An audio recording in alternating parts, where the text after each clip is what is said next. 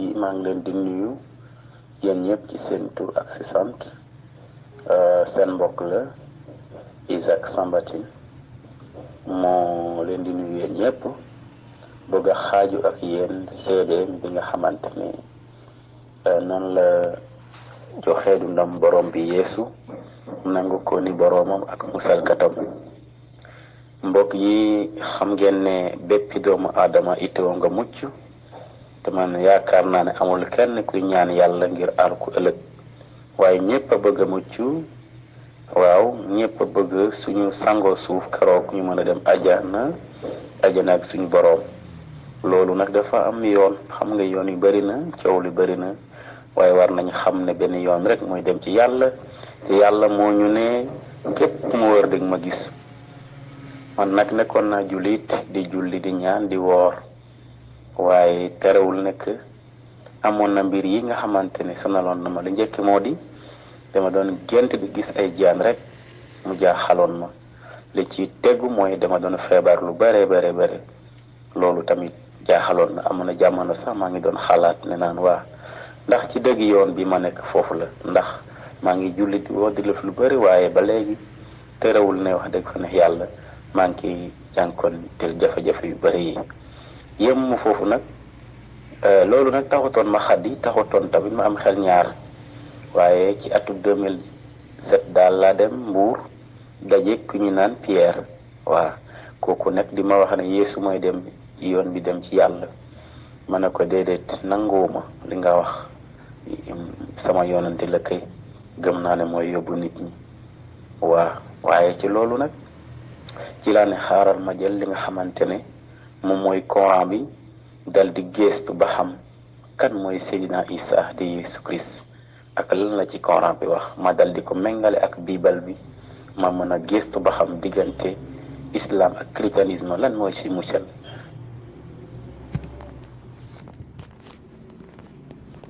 asalaamaaleykum wa rahmatullahi wa barakatuhu bismillah wasalaatu wasalaamu ala rasulillah wa ala alihi wa ashaabihi ajmain ñu ngi nuyu mboolem mbokk jullit bu ñuy déglu ak mboolem wërkatu dëgg di leen wax seen mbokk Abu Ahmad bu daawa au Sénégal moom mooy def audio bi ngir leeral nar yi nga xam ni moom moo nekk ci audio bi pasteur Samba Tine def di wax ni moom ab jullit la woon bu tubbi daal di nekk ab chrétien ngir jaxase bopp jullit ñi di wax ni dafa am fu mu jaar méngale alquran ak bible pour mën a gis ni daal islam moom du dëgg waaye christianisme mooy dëgg ñu ngi bàyyiloo xel képp kuy déglu audio yi mu dégloo ko xel te buñ ko dégloo xol incha allah ndax lépp luñ fi wax dañ koy andil ay leeral alhamdulilah audio yi mu def déglu nañ ko du début à la fin gis nañ ni li ci ëpp ay fen la ñaareel bi li muy wax ne moom aj jullit la woon loolu ay fen la loolu li ngeen ko comprendre ci biir vidéo ci biir audio bi audio tontu yi ñu koy defal incha allah ay fen yi kese la ñetteel bi boo demee ba ci jeexintalu audio bi dafa bàyyi numéro am waaye numéro am day jéem nañ ko contacter ba sonn bind ko ay message WhatsApp day lire suñu ay message mais du tontu ndax ni may faral di wax rek ñoom dañu am ay système yu ñuy liggéeyee pour saper maanaam yoon joxloo jullit ñi gëmloo leen ni nit ki mën naa bàyyi diine l'islam am leneen lu ko gën loolu nag jullit ñam yu dal mooy ñi nga xam ni seen diine dafa dëgërut ak seen xam-xam maanaam seen gëstu ci seen diine dafa dëgërul te loolu cas bu lu yaatu la fii Sénégal donc ñoom xam nañ loolu moo tax moom la ñuy exploité di jël ay versets coraniques yoo xam ne jàpp nañ ni souvent c'est des versets ambigus à leur niveau ñu jël ko di ko méngaleek ay versets bibliques pour wane ni islam daal du dëgg waaye dëgg mi ngi nekk ci christianisme incha allah lépp loo xam ni waa ji wax na ko ci audio yi dinañ ko tontu benn par benn ba mu jeex incha allah te ñu ngi koy woo ci jàkkaarloo waxtaan boo xam ni dañ koy filmer tasaare ko ci àdduna bi surtout Sénégal bu fekkee moom li muy woote dëgg la ndax ñun dañoo gëm ni ñun dañoo nekk ci dëgg te fépp fu dëgg nekk réer dafay jóge donc ñu ngi koy woo ci jàkkaarloo boobu bu fekkee ku dëggu la ci li muy woote incha allah ñu nit bu lii tontu bi ñuy def bu jeexee dinañu bàyyi suñu numéro ci jeexintal ba te ku ñu woo dinañu jot bi iznillah bu fekkee faatuwuñu bokk na ñoom ci système yi ñuy def mooy gëmloo nit ñi ni ñoom ay jullit lañ woon parce que dañ leen di former pour ñuy jéem a réciter quelques versets du Coran ak di nuyoo jullit bu donc bokk na ci formation yi ñu leen di defal mooy ñuy jéem a maîtriser quelques versets parce que am na ci ñoom ñoo xam ne dañuy làkk arab parce que man jokkoo naa ci ak ñoo xam ni dañuy làkk arab ay chrétien lañ am formation léegi di mën a di détourner jullit ñi di leen andi lay aaya yoo xam ne xam nañ ni jullit ñi amuñu niveau wu tontu loolu te bunt bi ñi ko maîtriser ci dëkk bi ñu néew lañ donc moo tax ñu war ñu jóg ñun pour waslu ci àq pour leeral neen yi nga xam ne ñoom ci lañ nekk ñaan borom bi tabaaraka taala mu yombalal ñu liggéey bi nga xam ne moom lañ jublu incha allah ñu tàmbale tontu fen yi nga xam ni pasteur bi tàbbi na ci ngir sànq jullit ñi. donc li mu njëkk a wax mu ne ay nettali yoon wi mu jaar ba jox boppam Jésus Christ boroomam ak sauveuram maanaam musalkatam donc moom li mu jàppee Jésus mooy yàlla ñu déglu Jésus lan lay tontu ndax moom moo ko jàngal ni moom yàlla la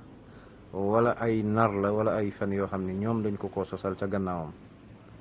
boo demee ci Jean chapitre 17 verset 3 Jésus mi ngi wax ni or la vie éternelle c'est qu'ils te connaissent toi le seul véritable Dieu et Jésus que tu as envoyé mu ne na ngeen xam ni pour dugg aljanna da ngeen di gëm ni yàlla kese moom mooy yàllay dëgg moom kese mooy yàlla boobu le Père la ci jublu le Père ñoom liñ ci jublu dans la Bible mooy le Dieu créateur moom mi leen amal mu ne kooku mooy le seul vrai Dieu ba pare ñu gëm ni Jésus est un envoyé mooy li ñuy wax ñun suñu jamono la ilaha illallah muhammadun rasulullah maanaam nga gëm ni yàlla kese lañu war a jaamu doo jaamu xërëm doo jaamu nit doo jaamu yonantu doo jaamu keneen ku dul ki bind asamaan ak suuf amal mbindeef yi ba pare gëm ni moom Jésus ndawu yàlla la maanaam messager de Dieu la lii la Jésus wax ci Jean chapitre 17 verset 3 muy weddi waxam ji mu wax ni Jésus mooy boromam amul benn passage biblique boo xam ne Jésus génn na ci gémminam di wax ni moom mooy boroomu kenn wala moom moo bind kenn bal sax lu jëm ci wàllu bind ak moomeel da koy delloo ci yàlla subhanahu wa taala ñaareel bi mooy waxu Jésus ci Jean chapitre 20 verset 17 Jésus bi Marie ñëwee bëgg koo laal gannaaw bi ñu waxee ni dañ koo rey te dëgg-dëgg sax kenn reyu ko loolu dinañ ci ñëw incha allah Marie da koo bëggoon a laal Jean chapitre 20 verset 17 Jésus ne ko ne me touche pas car je ne suis pas encore monté vers mon Père mais va trouver mes frères et dis-leur que je monte vers mon Père et votre Père vers mon Dieu et votre Dieu nee leen maa ngi jëm ci yàlla mi sama borom di seen borom waaw lii la Jésus woote ak kii di wax ni moom Jésus mooy boromam kan la ñu war a gëm te lii mu ngi nekk ci biir Bible bi te Jésus wax ko ci alquran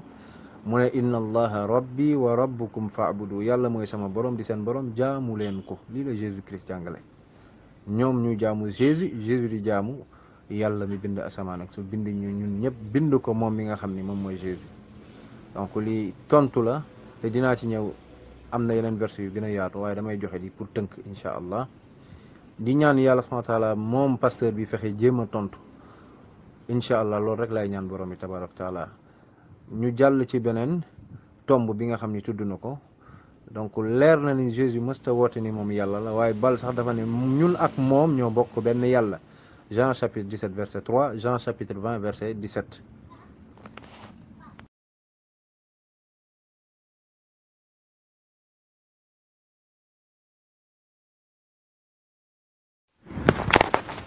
mu dolli ci teg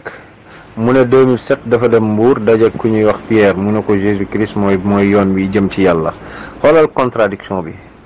moom fële ca tàmbale bi mu ne Jésus Christ mooy boroomam mooy musalkatam waaye fii mu ne dañ ko Pierre dafa ne ko Jésus mooy yoon bi jëm ci yàlla yoon bi jëm ci yàlla kay du yàlla waaye yoon bi jëm Mbuur du Mbuur waay boo jógee Ndakaaru di dem Mbuur c'est-à-dire yoon boobu bi lay yóbbu ba Mbuur du Mbuur faaw nga àgg ba Mbuur nga doog a yëg ni yaa ngi Mbuur waaye yoon bi la fay jëme du Mbuur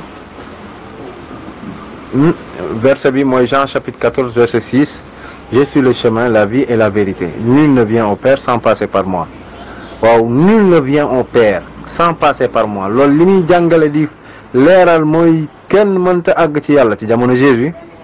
ci biir banu Israël kenn mënta jot yàlla loolu da ngaa jaar ci moom lan moo tax ndax moom la yàlla tànn yónni ko jox ko ay jàngale donc ki gëm Jésus ni messager de Dieu la parmi les enfants d'Israël daal di topp la mu yor ci jàngale kooku mooy àgg ci yàlla kooku mooy àgg ci yàlla Jésus li mu wax dafa leer naññ waaw kii yóbbe ci yàlla nag du yàlla kooku da lay wan yoonu yàlla moom la 1 Timothée chapitre 2 verset 5 wax mu ne Jésus-Christ est un médiateur entre Dieu et les hommes donc moom du yàlla donc moom beneen bi mooy Jésus-Christ ci boppam mësta wax ni yàlla du ko yónni ci àdduna bi yépp ci univers bi déedéet waaye Jésus dafa ne ci Matthieu chapitre 15 verset 24 que yàlla daf ko yónni ci waa banu Israël je n'ai été envoyé que pour les brebis perdues de la maison d'Israël lii la Jésus wax yàlla yónniwu ko ci àdduna bi yëpp waaye daf ko yónni ci banu Israël muy les 12 tribus d'Israël ñi nga xam ne Jacob mooy seen papa mooy Yaqub ba pare yàlla feddali lool ci alquran mu ne wa rasulan ila bani Israël mu ne Jésus sera un messager pour les enfants d'Israël pas pour l'univers le seul prophète qui a été promis comme étant le sauveur de l'humanité ou bien le prophète de l'humanité est le prophète Mohammed comme ni ko yàlla wax ci alquran wa ma arsalnaka illa rahmatan lil alamin nous t'avons envoyé qu'un titre de miséricorde pour l'humanité yàlla yoon daf laa yebal ci adduna bi ngir nga nekkal leen yërmande univers bi sax la yàlla wax xam nga adduna daa tuuti waaye univers bi suuf si daa tuuti waaye univers la yàlla wax univers maanaam mu ëmb mbooleem loo xam ne yàlla da ko bind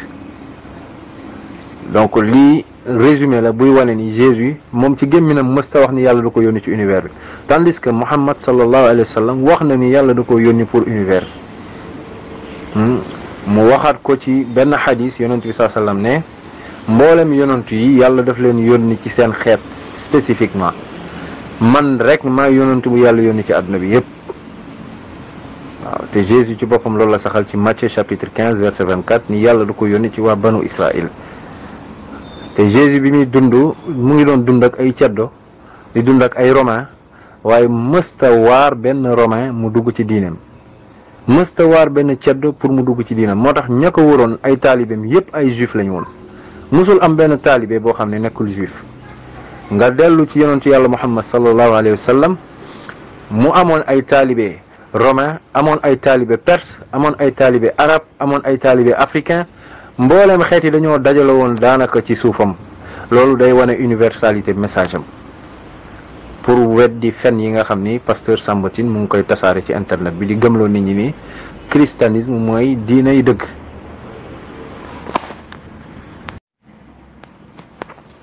beneen bi mooy di wax ni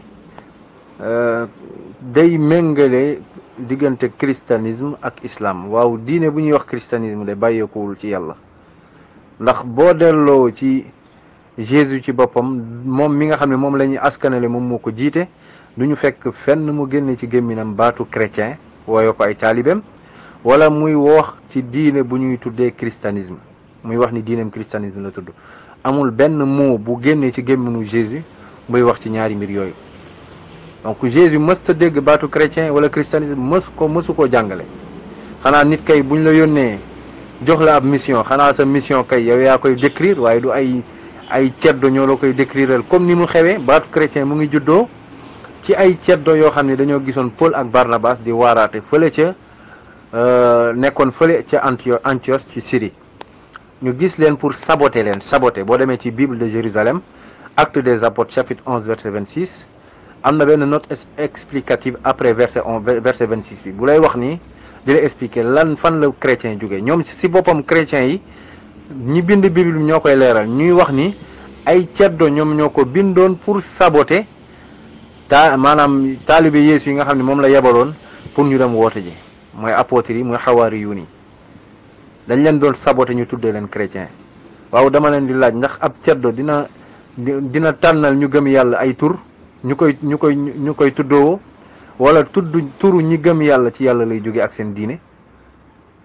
lii ab laaj la bu ñuy laaj pasteur Samba Tine ak mboolem chrétien boo xam ni dëgg yitteel na ko tandis que boo ñëwee ci alquranul karim nga xam ne moom mooy le dernier testament de Dieu, la parole d'Allah subhanahu wa ta'ala pour l'humanité entière. foofu yàlla subhanahu wa ta'ala mu ne ñu tuddee huwa sammakumul muslimin. On nous a appelé dans le Coran musulman. Musulman li muy tekki mooy celui qui est soumis à la volonté de Dieu, mooy ki jébbalul yàlla. yàlla wax ci alquran mu ne inna al diina inda allahi al islam. diine fa yàlla mooy al islam. islam buñ ko wax mooy jébbalu, ku jébbalul yàlla nga xam ni léppam da koy jébbal yàlla. yàlla mooy boromam, moo koy tànnal la muy def, la mu war a gëm, na mu war a mel. loolu mooy islam. islam nekk mode de vie. yàlla waxat ci alquran mu ne wa man yabtaghi ghayra al islami diinan falan yuqbala minhu wa huwa fi l axirati min al xaasirin. yàlla mu ne képp kuy sàkku beneen diine bu dul l'islam kenn du la ko nangul, te yowmal qiyaam ci ñuy perte ngay bokk, ñiy sànku. te Jésus Christ ci boppam da doon wax ni moom ku jébbaluloon yàlla la, comme ñun ni ñu jébbaloo yàlla. boo demee ci Jean chapitre 4 verset 34, Jésus Christ ne ma nourriture est de faire la volonté de celui qui m'a envoyé. maanaam li may dundal mooy jébbalul yàlla. te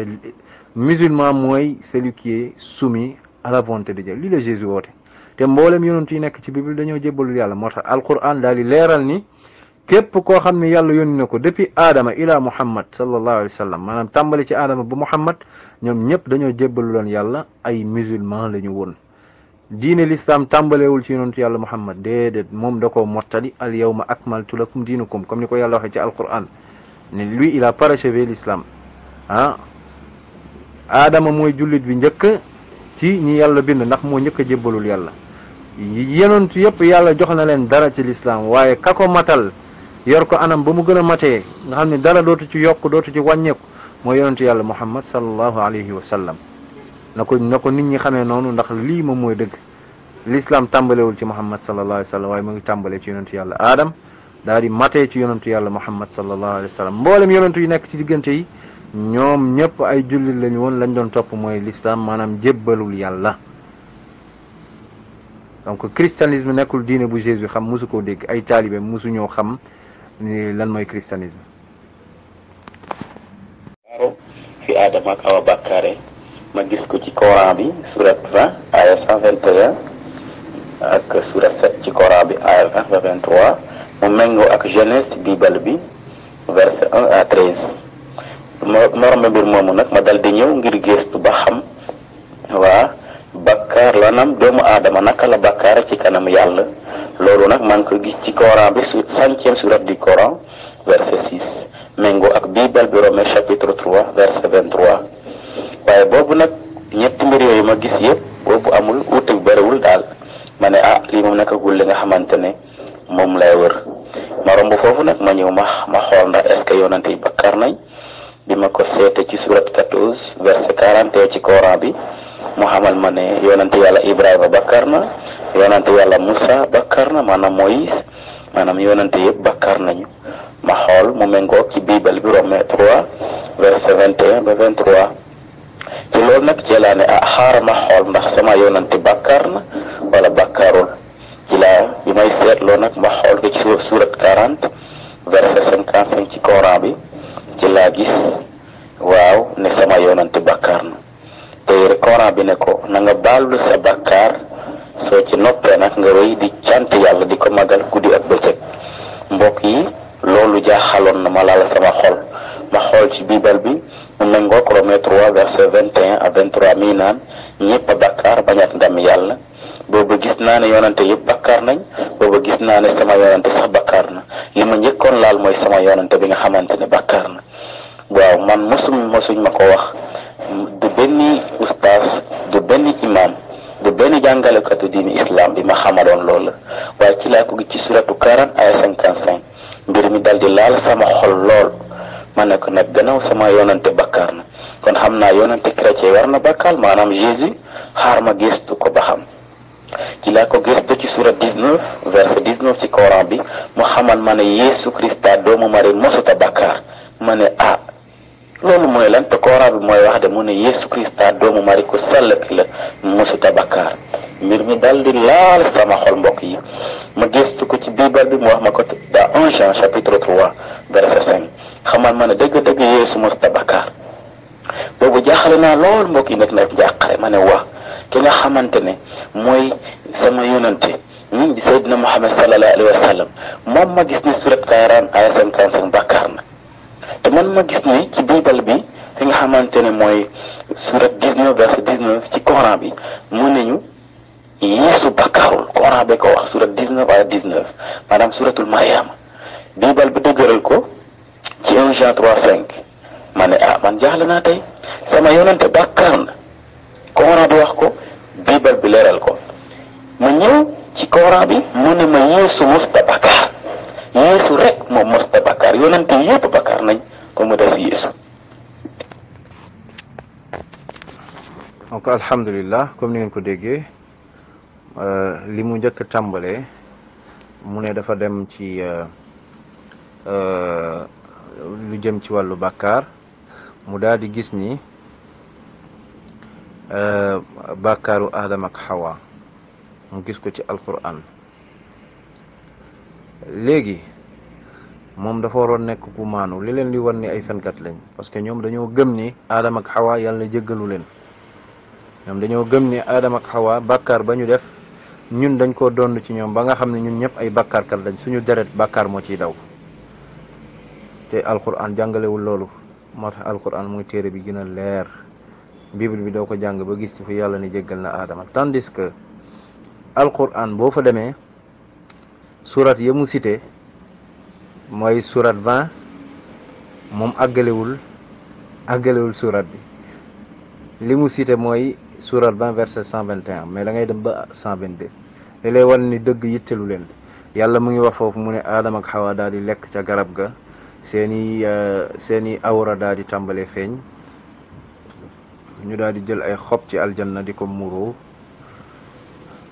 après ñu daal di sànku maanaam ñu daal di réer ndax bàkkaar bi waaye lan la ci yàlla teg son Seigneur l'a ensuite élu yàlla daal di yëkkati Aadama daal di koy tabbal ay martaba agréé son repentir et la guidé daal di koy nangul ab tuubam ba pare daal di koy gindi macha allah borom bii la ñu xam ni mooy borom yërmande yàlla bi Aadama defee bàkkaar daf ko sol ay wax yan la ko sol rabbana zalamna anfusana wa in lam taghfir lana wa tarhamna lanakunanna min alxaasirin donc moom bu liiroon juste un verset après la mu doon jéem a wax dina leer naññ ba nga xam ne du mën a fen ci alquran donc yàlla mu ne gannaaw bi Aadama bàkkaar ak Hawa dañoo daal di tuub wax jàll ni ñun day tooñ nañ suñu bopp boo ñu jéggalul xaw ma ku ñuy jéggal yàlla daal di leen jéggal daal di nangu seeni tuub ba pare daal leen a jubal macha allah donc bàkkaar ba ñu defoon ñoom ca ñoom la yem nekkul bàkkaar boo xam day topp doomu aadama comme ñoom nañ ko gëmee te loolu sax moom moo nekk ci seen bible maanaam un enfant n'hérite pas du péché de son père boo demee ci Ézéchiel chapitre 18 verset 19 20 21 22 yàlla mu ngi wax foofu mu ne l'enfant ne porte pas les péchés de son père, le père ne porte pas les péchés de l'enfant. Chacun sera responsable de ses propres fruits, de ses propres péchés. Si le fils revient si le pécheur revient de son mal, suit le droit chemin et la justice, il vivra, il ne mourra pas. Mu ne bu toppee dëgg kooku day dund du dee bi ñuy wax foofu mooy dog-dog bi am sa diggante ak sa borom c'est la mort spirituelle parce que bàkkaar day wowal xol day comme ni ko yonent bi sallallahu alayhi wasallam waxee ne nit ki bu bàkkaaree xolam day am tomb bu ñuul tomb boobu buy kon ne nekk di def bàkkaar day dem ba xol bi day ñuul kukk dootul gis dëgg maanaam day dog diggante ak boromam loolu mooy la mort bi ñu ci jublu mooy la mort spirituelle waaye nekkul deewug jëmm ndax deewug jëmm moom yàlla da ko programmé ci ay mbindeefam ndax moom yàlla kese moom moo dul dee yàlla da ko wax ci suratul mulk mu ne alladi xalaqa al mawta wal xayaata li yabluwakum ayukum ahsanu amala yàlla laata muy bind dund sax dee la njëkk a programmé ci ñun daal ci teg dund mu ne ngir xool ci ñun kan moo gën a rafet ay jëf maanaam ëpp kan la yàlla di gën a c'est-à-dire kan mooy gën a nekk ci njub ak kan mooy gën a ñaawal yàlla di examiner loolu ci ay jaamam fii ci kaw suuf donc loolu lu yàlla programmé woon la ci ay jaamam laata ñuy ñëw ci kaw suuf moo tax avant sax yàlla di bind aadama lan la wax malaaka yi dinaa créer koo xam ni danaa créer ay mbindeef yoo xam dañuy utante ci kaw suuf malaaka yi na ko ndax yow yàlla da ngay créer ñoo xam dañuy andi yàq ci kaw suuf di fa tuur deret bopp te ñun ñu ngi fii di la jaamu di la sabbal yàlla na leen xam naa lu ngeen xamul donc yàlla programmé na leen dund ak dee ba pare nekkul bàkkaar lekk ba ñu lekk garab ga moo leen andil dee déedéet dee ga ñuy wax foofu mooy la mort spirituelle waaye seen bible ci boppam day wax ni nit du gàddu bàkkaaru kenn ku nekk yaay gàddu sa bàkkaaru bopp alquran wax ko tamit mu ne kenn du gàddu bàkkaaru kenn wala taziru waziratun wizra ukhra, personne ne portera le fardeau d'autrui. te lii moom mooy la justice divine woroog seeni ay fen ñoom ak ay caaxaan yi nga xam ne ñu ngi koy tasaare ci biir nit ñi ngir détourner leen ci yoonu yàlla tabaraka wa taala. ñu continuer incha allah ci leeral njuumte wala fen yi nga xam ni pasteur Samba Tine mu ngi koy tasaare ngir lëndëmal xelu jullit ñi ak chrétiens yi nga xam ne ñoom ñoo koy déglu. mu wax mu ne yonent yëpp dañoo bàkkaar mu ne alquran moo wax loolu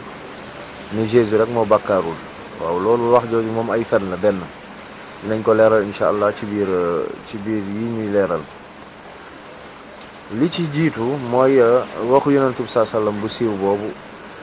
nga xam ni dafa ëmb mboolem doomu aadama te loolu da nga koy fekk ñoom ci seen téere mooy kullu ibnu aadama xatta wa xayrul xatta inna tawwabun. doomu aadama bu ne day tàbbi ci njumte ki gën ci ñoom nag mooy ki nga xam ne bu juumee day tuub mu dellu ci yàlla tabaraka wa taala. lii la yonent bi sallallahu alayhi wa sallam wax te loolu boo delloo ñoom ci seen téere di nga ko fa fekk. ba delloo ci seen téere di nga fekk ñuy wax ni amul doomu aadama bu dul tàbbi ci njumte il n'y a point d'homme qui ne pêche.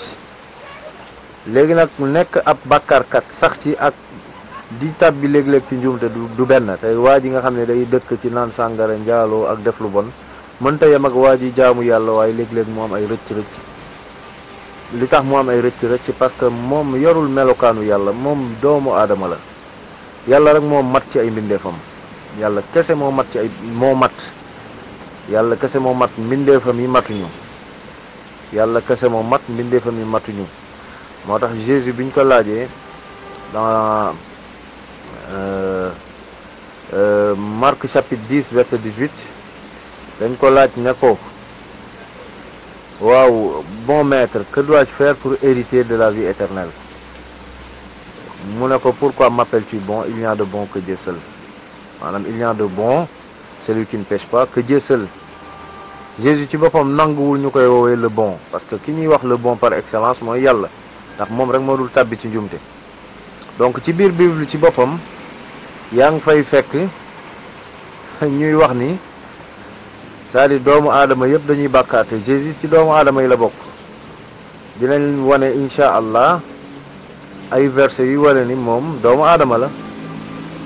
boo demee ci Ecclésiaste chapitre 7 verset 19 ñu ne la sagesse rend le sage plus fort que 10 chefs qui sont dans une ville. Non, il n'y a sur la terre point d'homme juste qui fasse le bien et qui ne pêche jamais. maanaam amul doomu aadama buy nekk ci kaw suuf di def lu baax te du tàbbi ci bàkkaar loolu amul. Jésus fait partie des hommes. boo ñëwaatee ci Job chapitre 15 verset 14 moom déglul moom li mu wax sax dafa gën a leer mu ne qu'est-ce que l'homme pour qu'il soit pur? doomu aadama lu mu mën a doon ba mën bay woote woo sell. mu ne celui qui est né de la femme peut-il être juste? celui qui est né de la femme peut-il être justement li bëgg a wax ni mooy képp ku judd ci jigéen da ngay tàbbi ci njuumte te loolu la Yonent bi saa sam wax mu ne doomu aadama mu ne dina tàbbi ci njuumte.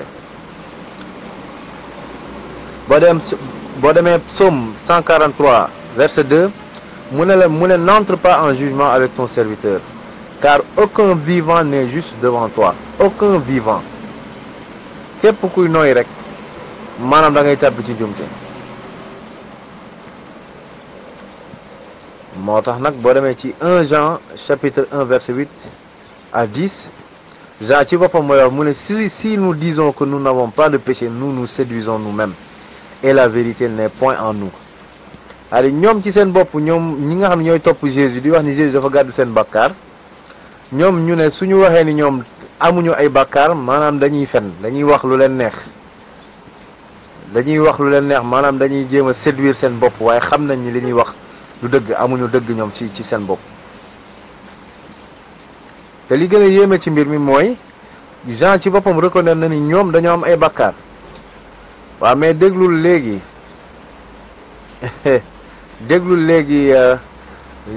Jean ci boppam lan la wax moom ci ki nga xam ne day bàkkaar. déglul lan la Jean wax ci ki nga xam ne day bàkkaar.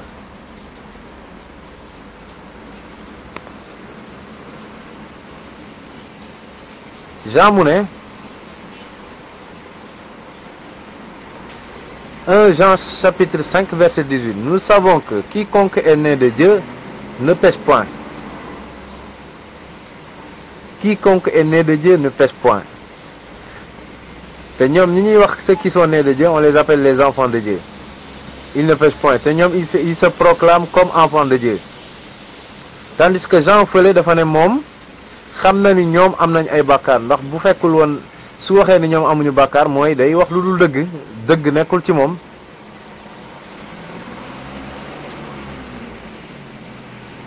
donc loolu problème la, mu nekk problème bu rëy boo xam ne mu ngi seen biir te mënuñu ko lijjanti. Jean ci boppam waxaat 1 Jean chapitre 3, celui qui pêche est du diable, car le diable pêche dès le commencement. mu ne celui qui pêche est du diable. te Jean ci boppam a reconnu que lui il fait des péchés. mooy dans 1 Jean chapitre 1 verset 8 à 10, si nous disons que nous n'avons pas de péché, nous nous séduisons nous-mêmes, la vérité n'est point en nous. ba pare même Jean bi moo waxaat ni celui qui pêche dans 1 Jean 3 verset 8, celui qui pêche est du diable, car le diable pêche dès le commencement. donc ñoom ils sont du diable, ils ne sont pas de Dieu. léegi nag bu ñu bëggoon nekk nag ñi nga xam ne dañuy bawoo ci yàlla, maanaam digg doomu, maanaam dañuy jël wax yonent bi sallallahu alayhi wasallam mi nga xam ne dafa wax ni doomu aadama yëpp dañuy bàkkaar, dañuy juum, waaye ki gën ci ñoom mooy ki nga xam ne bu juumee day dellu ci yàlla daal di tuub. léegi Bible bi wax na ni il n'y a point d'homme qui ne pêche, amul benn doomu aadama bu dul lu dul da ngay bàkkaar. boo ñëwee ci Bible bi Jean chapitre 8 verset 40 mu lay xamal ni Jésus est un homme. Jean chapitre 8 verset 40, Jésus mu ne leen or vous cherchez maintenant à me faire mourir, moi un homme qui vous ai dit la vérité que j'ai entendue de Dieu. Moi un homme qui vous ai dit la vérité que j'ai entendue de Dieu. xanaa li leer na. Paul ci boppam di la wax ni Jésus-Christ est un homme. 1 Timothée chapitre 2 verset 5, mu ne nous savons qu'il y a un seul Dieu et un seul intermédiaire entre Dieu et les hommes, Jésus-Christ homme. Jésus-Christ homme. te Bible bi ne la il n'y a point d'homme qui ne pêche. donc xanaa loolu leer na. ba pare ne la amul kuy judd ci jigéen lu dul da ngay bàkkaar. loolu moo waral nag Jésus-Christ ñàkk mat gi mu ñàkk mat, te dinaa andi ay mbir yoo xam ni défi la bu may lancer le monde chrétien ci ay bàkkaar yoo xam ni Jésus tàbbi na ci te ñoom duñ ko mën a weddi incha allah. lii wane ni Jésus dafa nekkoon ab nit koo xam ne am na ay njuumte ci moom, am ay njuumte ak nekk bàkkaarkat, maanaam sax ci bàkkaar di ko def guddeeg bëccëg du benn, ngeen bàyyi ci xel. ñoom dañuy jaawale. dañuy wax ni Jean Baptiste yonent bi nga xam ne mooy Yaxya, moom mi jiitu Jésus, dans Marc 1:4 ñu ne Jean parut baptisant dans le désert. Jean da doon baptiser ci désert bi et prêchant le baptême de repentance pour la rémission des péchés. maanaam Jean ci boppam da doon baptiser pour nit ñi, pour raxas bakkaaru nit ñi. wala demee ci Luc chapitre 3 verset 3 di nga ko fa fekk. Actes des Apôtres chapitre 13 verset 24 di nga ko fa fekk. boo demee ci léegi nag mu lay wax ni Jésus ci boppam ba Jean di baptiser, Jésus ci boppam dafa ñëw bokk ci sàpp si ñi nga xam ni dañoo ñëwoon pour Jean raxasal leen seen bàkkaar ci baptême. Jésus ci boppam da cee bokkoon. boo demee ci Matthieu chapitre 3 verset 16 ñu ne la dès que Jésus eut été baptisé, il sortit de l'eau et voici les cieux s'ouvrit et il vit l'Esprit de Dieu descendre comme une colombe et venir sur lui. maanaam xoolal Jésus bi muy am sax Saint-Esprit kañ la am Saint-Esprit maanaam ndimbalug yàlla gannaaw biñ ko baptisé ba raxasal ko ay bakkaaram ci la Saint-Esprit wàcc ci moom waaye lu jiitu loolu nekkul woon ci moom. nga dem ci Luc chapitre 3 verset 21 mu ne la tout le peuple se faisait baptiser, Jésus fut aussi baptisé et pendant qu'il priait le ciel s'ouvrit. xanaa lii leer na jamono ji Jean Baptiste dajale banu Israël di leen raxasal seeni bàkkaar nga xam ni moom li mu doon def mooy le baptême de repentance. Jésus daa ñëw bokk ci sàpp si donte Jésus moo gën a màgg Jean Baptiste ci kanamu yàlla ndax même ci alquran dafa bokk ci ulul azmi min ar-rusul maanaam yonent yi gën a màgg te Jean bokk ci waaye bi Jean di baptiser doomu aadama yi Jésus ci boobu daa ñëw bokk ci Jean ci baptême bi donte Jésus moo ëpp martaba Jean waaye loolu wàññiwul ni Jean da ko raxasal ay bàkkaaram ci kàttanu yàlla Saint-Esprit daal di doog a mën a wàcc ci moom donc loolu li muy wane mooy Jésus bu dul woon dafa am bàkkaar ci moom kenn du ko baptiser loolu benn la. ñaareel bi taalibe yi dañoo gis Jésus di julli dans Luc chapitre 11 verset 1 Jésus priait un jour en un certain lieu. Lorsqu'il eut achevé, un des disciples lui dit, Seigneur, enseigne-nous à prier. ñoom dañ ko gis muy julli ñu ne ko jàngal ñu ñuy jullee comme ñoom gis comme yaa ngi julli jàngal ñu ñun tam ñuy julli. Jésus daal leen jàngal naka la ñuy jullee boo demee ci julli bi ci biir julli bi Jésus da leen di wax ni dites ces choses-là xool leen déglu leen li leen Jésus di jàngal dans Matthieu chapitre 6 verset 11 pardonne-nous nos péchés comme nous aussi nous pardonnons à ceux qui nous ont offensés. Jésus bu daan julli lii la daan wax pardonne-nous nos péchés mu jàngal ko ay taalibeem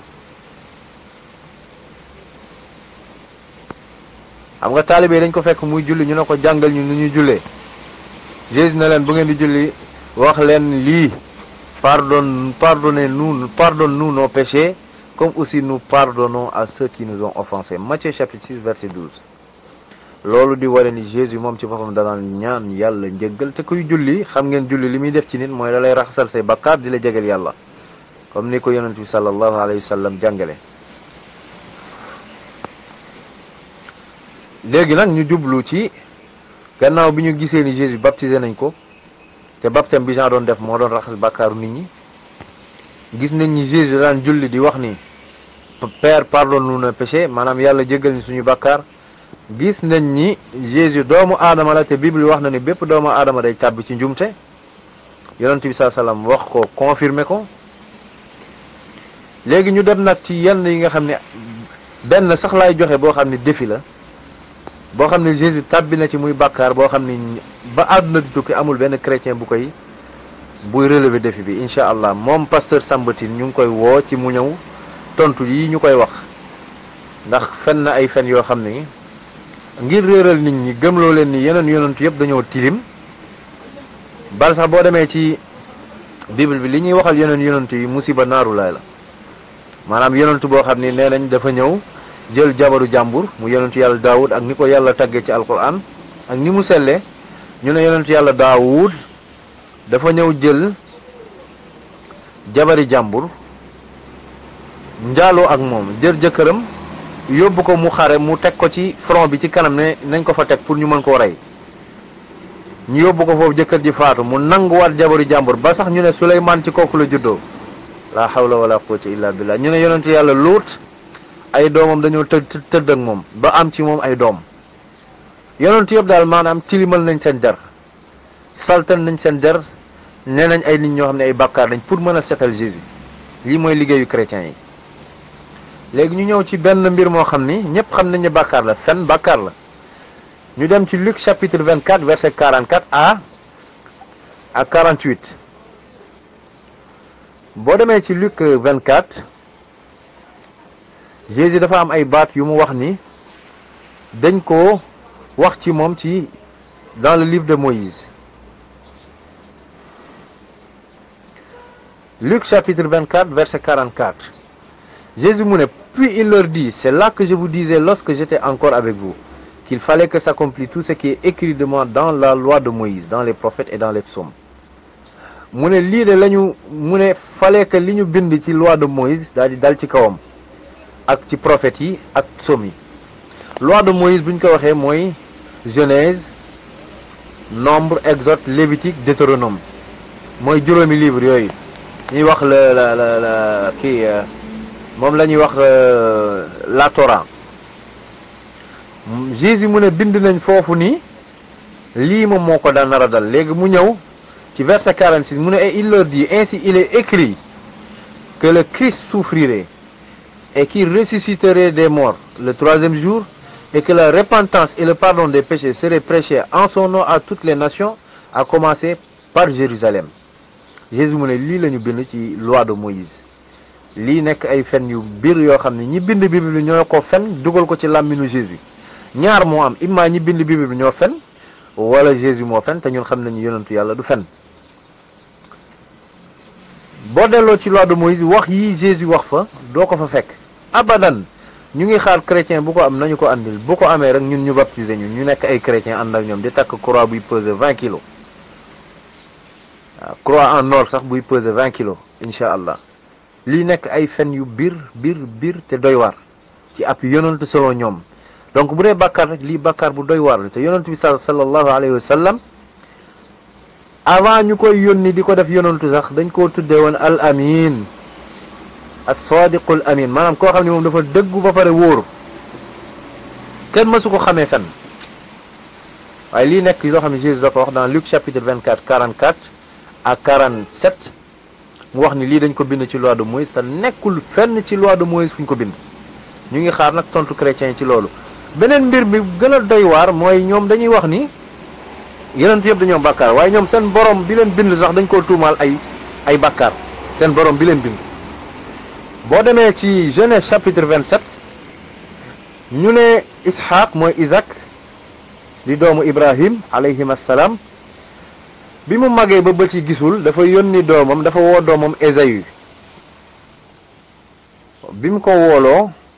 ne ko demal utal ma gàtt bu baax nga toggal ma ko defal ma ko ma lekk, ma daal lay defal bénédiction, maanaam ma daal lay barkelal, ñaanal la yàlla mu barkelal la. ndax moom yonentu la, lu mu ñaan yàlla daf koy nangul. yaayu Yanqub déglul yonentu yàlla Yanqub ñu ne yaayam dégg loolu daal di bi Ésaü demee mu daal di woo Yanqub. allahu akbar, fa la fen yi ñu fenal Yanqub. mu daal di woo Yanqub ne ko sa baay de dafa dig bénédiction kii di sa mag Ésaü, demal gaaw nga mel ni yow yaay Ésaü, comme moom du gis mu jël ay karaw, xam nga yaramu Ésaü dafa amoon ay karaw, solo def ci loxoom yi loo xam ne baay ji bu ko laalee day mel ni Ésaü lay laal maanaam pour mu nëbbatu daal, mel ni Ésaü moo ñëw di ko defal loolu fekk Ésaü moom dem na uti la ko baayam wax. mu dem ci biir gàtt yi ut fa moom Yanqub ut fa benn kii daal di ñëw defal ko papaam jox ko ba pare ne ko papa bénir ma. mu ne ko yow la kan, mu ne ko man la Ésaü, fekk papam du gis, dafa gumba. donc loolu di benn fen. bénédiction fan lay jóge? ci yàlla lay jóge. léegi ñoom ñu ne Yanqub ak yaayam nax Ishaq mooy Isaac, yàlla ànd ak ñoom ci nax yooyu daal di wàccee bénédiction ci Yanqub ci fen yamu fen Ishaq. maanaam yàlla moom mooy bénir ay fen, yàlla moom mooy dimbali ay fen. waaw lii du musiba, dama ko tënk de. boo demee ci Genèse chapitre 27 verset 1 à 40 ku am bible na ko dem lire. mu nekk mbir mu salte mu doy waar. Yanqub yonentu yàlla Yanqub nga xam ne ku màgg la ci yonentu yi, mu ne moom ak yaayam dañoo nax Ishaq fen ko gëmloo ko ni Yanqub moom mooy Ésaü pour mu mën ko defal bénédiction. ba Ishaq bi mu lekkee mu daal di def après bénédiction ci kaw Yanqub mi mu jaawale ak Ésaü, yàlla ànd ak moom ci loolu daal di bénir Yanqub ba Esayi bi mu ñëwee Yanqub daal di ñëw ne ko man andil ko kii bi tegal ko mu ne ko yow la kan mu ne ko man la Esayi mu ne ko kon de sa frère nax na la il a volé ta bénédiction. waaw yàlla naka lay xanaa yàlla moom daa gumba wala xamul li nga xam ni moom la nit ñi di def lii tuuma bu ñu tuumaal yàlla la yàlla ànd ak ñoom ci fen ya ñu fen yonentu yàlla Ishaq daal di bénir Yanqub mu tege ci kaw ay fen ñoom waxuma la sax yonentu yi waaye yàlla sax dañ koo jiiñ mu nekk ab fenkat ab kuy dimbali fen te lii mu ngi nekk ci Genèse chapitre 27 lii ñu ngi xaar benn chrétien bu ko ñëw lijjanti te seen bénédiction boobu ci la li ñu am yëpp tey ci bénédiction boobu nee nañ la jóge maanaam ci ay fen la lalu ñu ne nag yàlla moo bénir ay fen ànd ak yonentu yàlla Yaqub dimbali ko ci ay fen ànd ak yaayu yonentu yàlla Yaqub dimbali ko ci ay fen ba pare daal di lor ki nga xam ne moom moo nekkoon ci njub muy Esayi moom moo demoon uti gàtt bi ñëw yàlla ne ko du ma la bénir parce que ton frère a volé ta bénédiction ba pare tegal ko ci nag ne ko tu vas servir ton frère tu seras c'est-à-dire sa frère dina la noot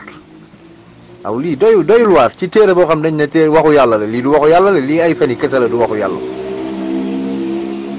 donc wax ji muy wax ne yonent yi ay bàkkaarkat lañ loolu ay fen la yonentu matul waaye nekkul koo xam ne day tabbi ci ay njuumte tout le temps généralement déedéet wala di def ay bàkkaar volontairement waaye doomu aadama bu nekk di nga tabbi ci ay njuumte ndax doomu aadama matul loolu moo waral Jésus wax ay mbir yoo xam ni yu ci bëri benn exemple laa joxe waaye yu ci bëri dara amu ci biir Bible bi te chrétien bu ko bëgg a contester incha allah ñun ñu ngi lay xaar foo ñu woon ak ñu wuyu la incha allah boo demee ci yoon mu tudd mu ne yonentu yàlla Ibrahim dafa def bàkkaar loolu la wax de moom pasteur Isaac Sambatine mu ne yonentu yàlla Ibrahim daa def bàkkaar ah boo demee ci biblem de lañ fa wax gisuñu man de gisuma fenn fuñ ne yonentu yàlla Ibrahim def na bàkkaar bal sax la fa yàlla wax ci biir Bible bi dans Genèse chapitre 26 verset 4 dafa ne je multiplierai ta postérité comme les étoiles du ciel je donnerai à ta postérité toutes ces contrées et toutes les nations de la terre seront bénies en ta postérité parce que Abraham a obéi à ma voix il a observé mes ordres mes commandements mes statuts et mes lois yàlla mu ne Ibrahim matal na mboolem santaan yi ko yàlla teg ci loosam moom pasteur Sambatine mi nga xam ni ab ceddo la ñëw taxaw ne Ibrahim bàkkaarkat la waaw lii du tuumal ay yonantu yàlla ñu set ñoo xam ne yàlla moo leen setal yëkkati leen yow nga ñëw nga ne ñoom ay bàkkaarkat lañ lii moom mooy liggéeyu chrétiens yi wër di gëmloo nit ñi nii mboolem doomu aadama yi dañoo tilim kenn rek moo set muy Jésus te loolu ay feni kese la léegi ma ñëw ci alquran li muy wax moom pasteur Sambatine ne alquran dafa ne Jésus amul bàkkaar loolu ay fen la de amul benn verset explicite wala implicite bu ñëw ne Jésus amul bàkkaar amul ci alquran dinaa jël nag verset bi nga xam ne moom la yaakaar ni loolu la wax ma daal di koy firi incha allah ci audio bii di ñëw. pasteur Sambatine waxaat ne ci alquran comme li ma jeexale woon ci sama wax jële mu ne alquran dafa ne Jésus amul bàkkaar mu daal di cité sourate 19 verset 19 mu ne alquran moo ne Jésus amul bàkkaar loolu du dëgg loolu moom du dëgg amul benn verset buy ñëw di wax explicitement ni Jésus amul bàkkaar donte comme ni ma ko waxee woon ni yonent yi kenn du ci nekk ay bàkkaarkat donte nag matuñu comme ni yàlla mate ndax yàlla moom rek moom moo dul def njuumte waaye ku dul ni moom day def njuumte léegi di def njuumte tekkiwul ni nit ki bàkkaarkat la maanaam koo xam day sax ci bàkkaar léegi ñu dem ci verset bi nga xam ni moom la pasteur Sambatine jël verset bi lan la wax verset bi dafa ne mooy bi malaaka bi ñëwee ne Mariam je suis un messager de ton Seigneur pour te faire don d'un fils pur maanaam yàlla daf maa yebal pour ma ñëw defal la doom ju sell ah léegi mot bi ñu utiliser foofu en arabe mot boobu mooy ghulaman zakiya dans la sourate 19 verset 19 zakiya tekkiwul sans péché tekkiwul loolu de bu dee loolu lay tekki kon bu fekkee dañuy appliquer logique u pasteur Samba Tine bi ñu bëgg a gëmloo ne alxuraan dafa wax ni Jésus rek moom moo nekk koo xam ni sans péché la dañuy dox ci logique u pasteur Samba Tine ñu dem ci même sourate 19 bi comme ni ma leen waxoon fenkat moom boo xoolee li koy corriger du sori ci même sourate bi mu jëlee loolu bëgg cee tegtalu ni Jésus il est sans péché boo demee ci sourate 19 même sourate 19 bi au verset 13 yàlla mi ngi wax foofu ci Jean Baptiste te défi bu ma leen di lancé la ñoom chrétiens nañ ñu andil benn bàkkaar bu Jean Baptiste def benn bàkkaar rek la waxuma ñaar wa xanaanan min ladunna wa zakatan wa kaana taqiya wa zakatan wa kaana taqiya ainsi que la tendresse de notre part et la pureté et il était pur yàlla la wax Jean Baptiste mu ne boo commencé ci kaw sax ci verset 12 mu ne yaa Yaxya xudil kitaaba bi quwa wa aataynaahu alxukma sabiya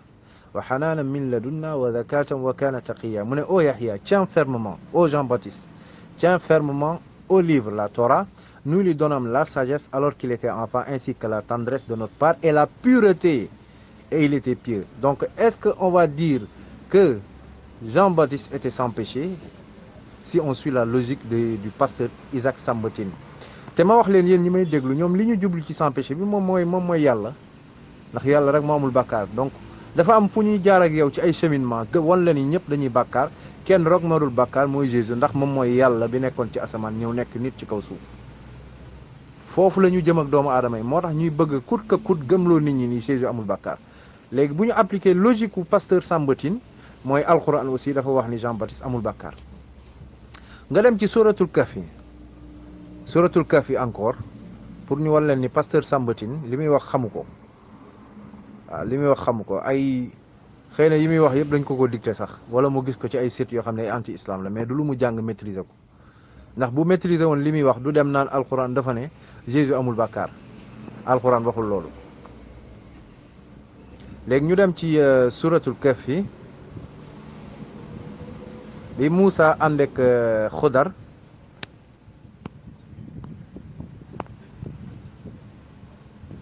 ngir mu jàngal ko lenn ci xam-xam ci li ko yàlla xamal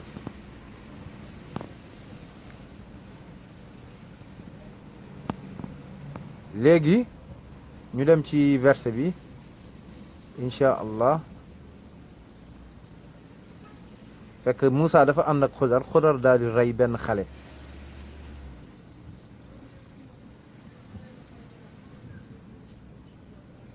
voilà verset baa ngi nii Xudar rey benn xale Moussa ne ko lu tax nga rey ko xale boo xam deful dara nga koy rey Xudar ne ko lii xam-xam bu jóge ci sama borom la bi mu koy expliqué nag lan moo tax mu rey xale bi mu ne wa amma alxulaamu fa kaana abawaahu muminayn fa xashina an yurhiqahuma tughyanan wa kufra fa aradna an yubdilahuma rabbuhuma xayran minhu zakatan wa aqraba ruhma mu ne quant au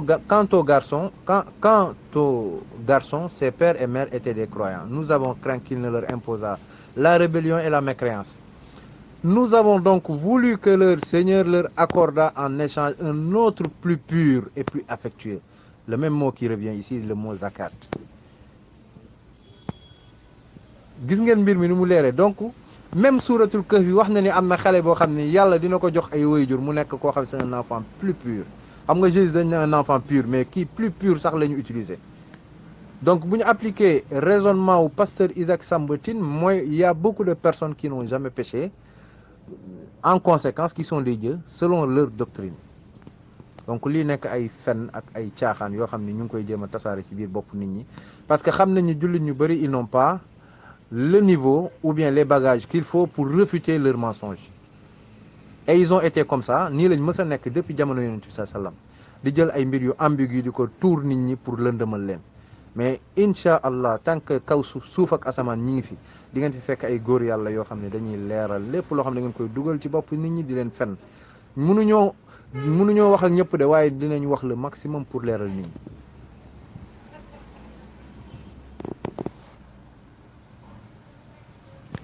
ba pare nga delluwaat encore ci boo delloo ci alquran su ma fàttewul verset bi Ibrahim alayhi salaam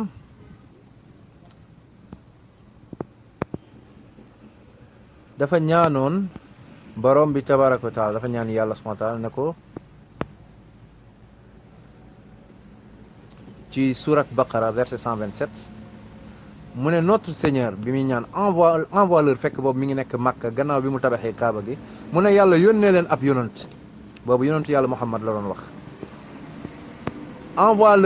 Envoie l'un de leurs comme messager parmi eux pour leur réciter tes versets, leur enseigner le livre et la sagesse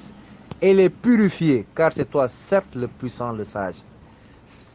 Kan mooy purifier mu ne le prophète Sassam, na yàlla yónni le prophète Muhammad pour purifier les arabes. Allahu akbar. waaw xanaa lii leer na ci koo xam ne le mot il s'est basé sur un mot pour en déduire quelque chose. ñu gis ni ci biir Alquran ce mot là est utilisé à plusieurs reprises chez plusieurs personnes, y compris le prophète Mohammed sallam qui a été envoyé pour purifier les gens. Pourquoi il ne dit pas que le prophète Mohammed sallam est sans péché? ñu koy laaj moom aussi, comme gis na benn verset boo xam ne yàlla dafa ne yonent bi sallam wastaghfir li zambik, ñaanal yàlla mu jéggal la sa bàkkaar. waaw ñu koy laaj déjà nañu andil benn bàkkaar boo xam ne yonent bi sallam def na ko ci alquran, nañu ko andil. loolu c'est un défi qu'on le lance. ñu laajaat ko encore ne ko yonent bi sallam yàlla wax na ko ni jéggal na ko bàkkaar yi nga xam ni defoon na ko avant. bu ñu waxee avant mooy avant qu'il soit un prophète, ak bàkkaar sax yi ñëwagul yi mu def avant muy nekk prophète ba mu juddoo, parce qu'il a été envoyé à l'âge de 40 ans, donc de 0 à 40 il a sûrement fait des choses qui yoo xam ni nit ku nekk mën nga ko def en tant que doomu aadama. ci ànd ak loolu sax amul benn mbir bu garaaw boo xam ne mën nañ ko waxal yonent bi sallam lu dul ay peut-être njuumte, erreur humaine, comme Moussa ni mu defee erreur dóor nit mu dee fekk du woon jubluwaayam. waaye xoola yàlla dafa ne ko jéggal na ko bàkkaaram yi jiitu avant qu'il soit prophète et yi nga xam ni sax ñëwagul. donc il était sans péché, sans péché.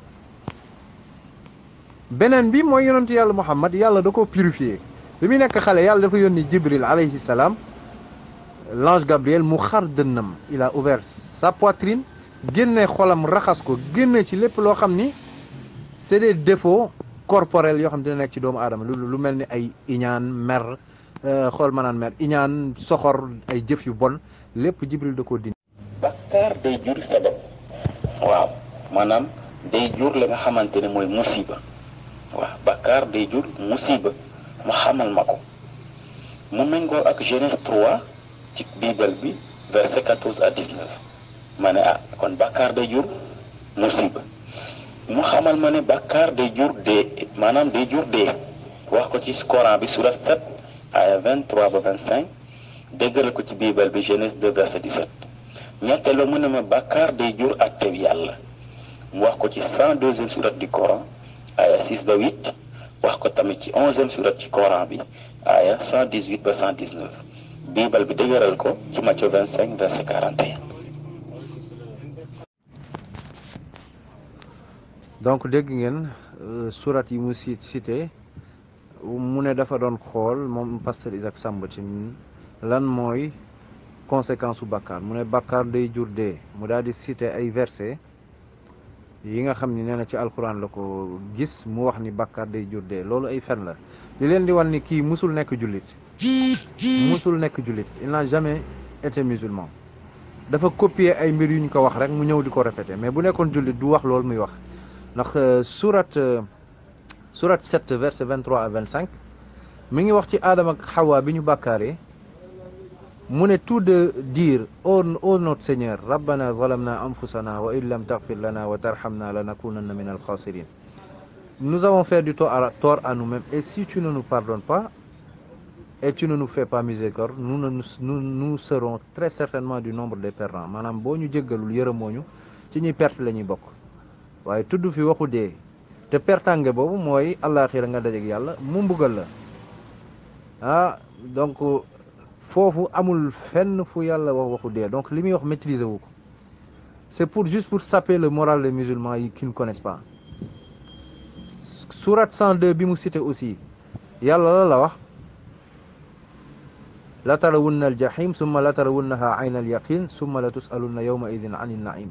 boobu yàlla ñi muy waxal mooy yéeféer ya nekkoon ci kaw suuf yonent bi saa sallam dikkal leen woo leen ci lislaam ñu bañ topp seeni caaxaan ak seen bànneex yàlla na leen di ngeen teg bët safara ah te dinañ leen laaj ci bànneex ya ngeen nekkee woon ci kaw suuf mais waxul benn yoon waxu dee donc pasteur Isaac Samba Tine li muy wax maîtriser wu ko encore une fois il n'a jamais été musulman te lii ma leen di wax dina gën a leer ci fin wu tontu yi ñu koy tontu incha allah ñu continuer ci lenn ci ay waxam encore. wax ko ci 19e surati Coran bi verset 71 72 daal di ko leeral ci biibal bi Apocalypse 21 verset 8 boobu jaaxle na man ne man bàkkaar na sama yoon te ma yaakaaroon bàkkaar na te bàkkaar da jur ñeenti mbir yi day jur maanaam musiba bàkkaar day jur dee bàkkaar day jur atab yàlla bàkkaar day jur safara man nag boobu laa commencé jaaxle ma ne ko man fan laa jëm ko gannaaw bàkkaar na sama yoon te ma yaakaaroon ne bàkkaar na sa bàkkaaroo te bàkkaar da jur ñeenti mbir yi kon man alkunaari ci laa nekk yu gën a wër ma ne ma li ma jaaxal mooy damaa gis ne yeesu bàkkaaroo ma ne kon xaaral ma xool ma woy ci nga xamante ne maa ngi wër rek waaw ci loolu naa ñu ma ne kon yàlla gi gannaaw nit ñi bàkkaar nañ yonente yi bàkkaar nañ ba mu des ci yeesu kon yàlla lan la war a def ngir bàkkaarkat yi nag ndax yàlla daa fas yéene bàyyi bàkkaarkat yi ñu alku noonu walla ci laa ñëw ma ne ma xaar ma xool ban may la yàlla may àddina si ngir ñu mën ca mucc ndax yàlla def na ci dara ma ñëw ci 20e surat du Coran 20e surat ci Coran bi aya 123 méngoog ci biibal bi Deutéronome 18 verset 15 à 19 mu dal di ma xamal ne yàlla joxe na ka nga xamante ne mooy ki nar a ñëw joxe bakkanam ci àddina si ndax nit ñi mën a am mucc gi comme ma gis ko ci surat 3 aya 42 45 mu ne malaaka yi sax wax nañu musalkat boobu waaye boobale maa ne musalkat bi kan la ma xool ko mu doon ci Luc chapitre 2 verset 8 à 7 ci biibal bi ci loolu nag ci la ma leeral ne que musalkat boobu kat mooy borom bi Yeesu almasi bi Isa ma ne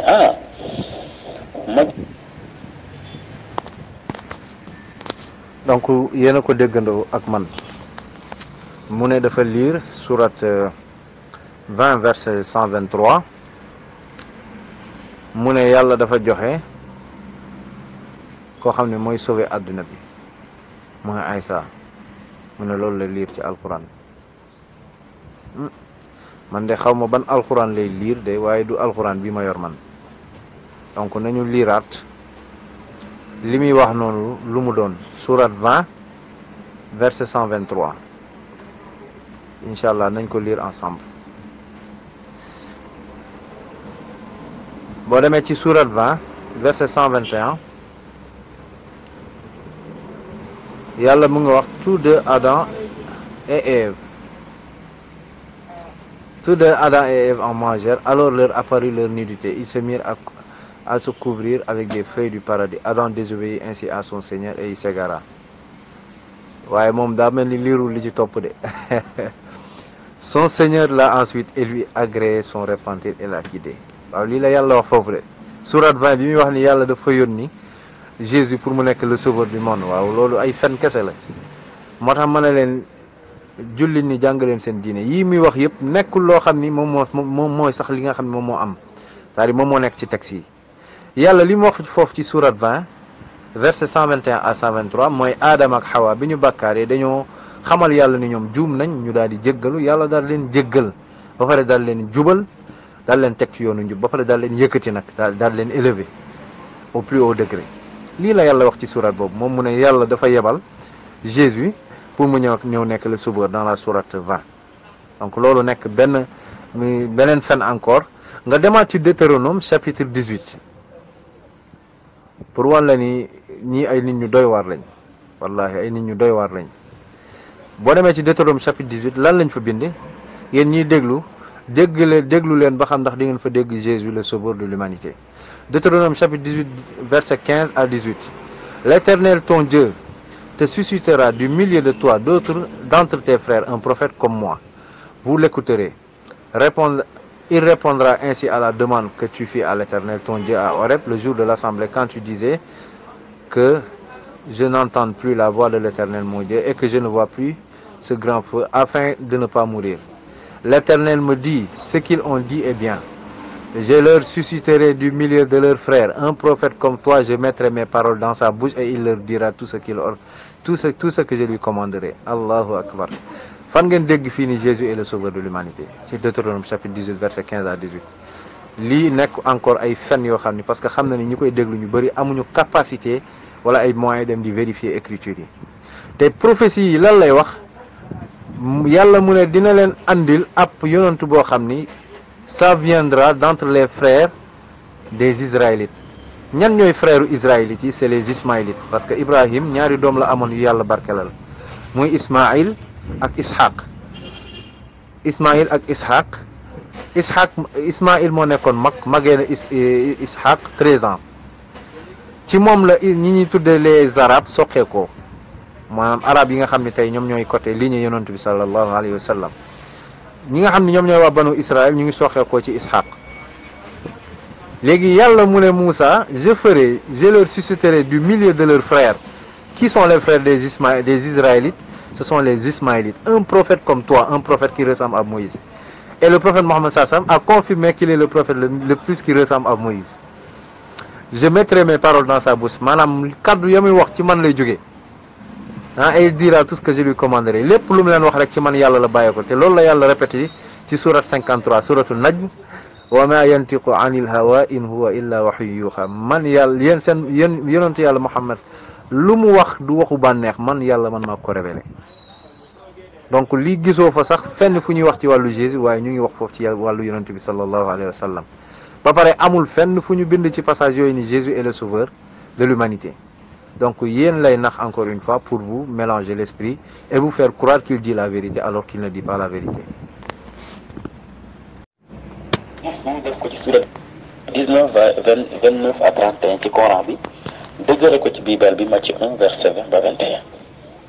ñetti mbir yooyu dal di ko leeral surat 20 aya 23 ci Coran bi Bible bi Deutéronome 18 15 à 19 ci Coran bi surat 3 aya 42 45 Luc méngoog Bible bi Luc 2 verset 8 à 16 ñetteelu mbir ma nag mooy surat 19 21 verset 21 à 31 29 à 31 méngoog ci Bible bi Matthieu chapitre 1 verset 20 à 21. waa ji Alaaji pasteur Isaac Samba Tine daal di jël Luc chapitre 2 verset 6 à 8 di wax ni Jésus yàlla da ko yónni pour mu nekk sauveur pour l'humanité ñu lire verset yi pour xool ndax li waa ji di wax dëgg la wala déet.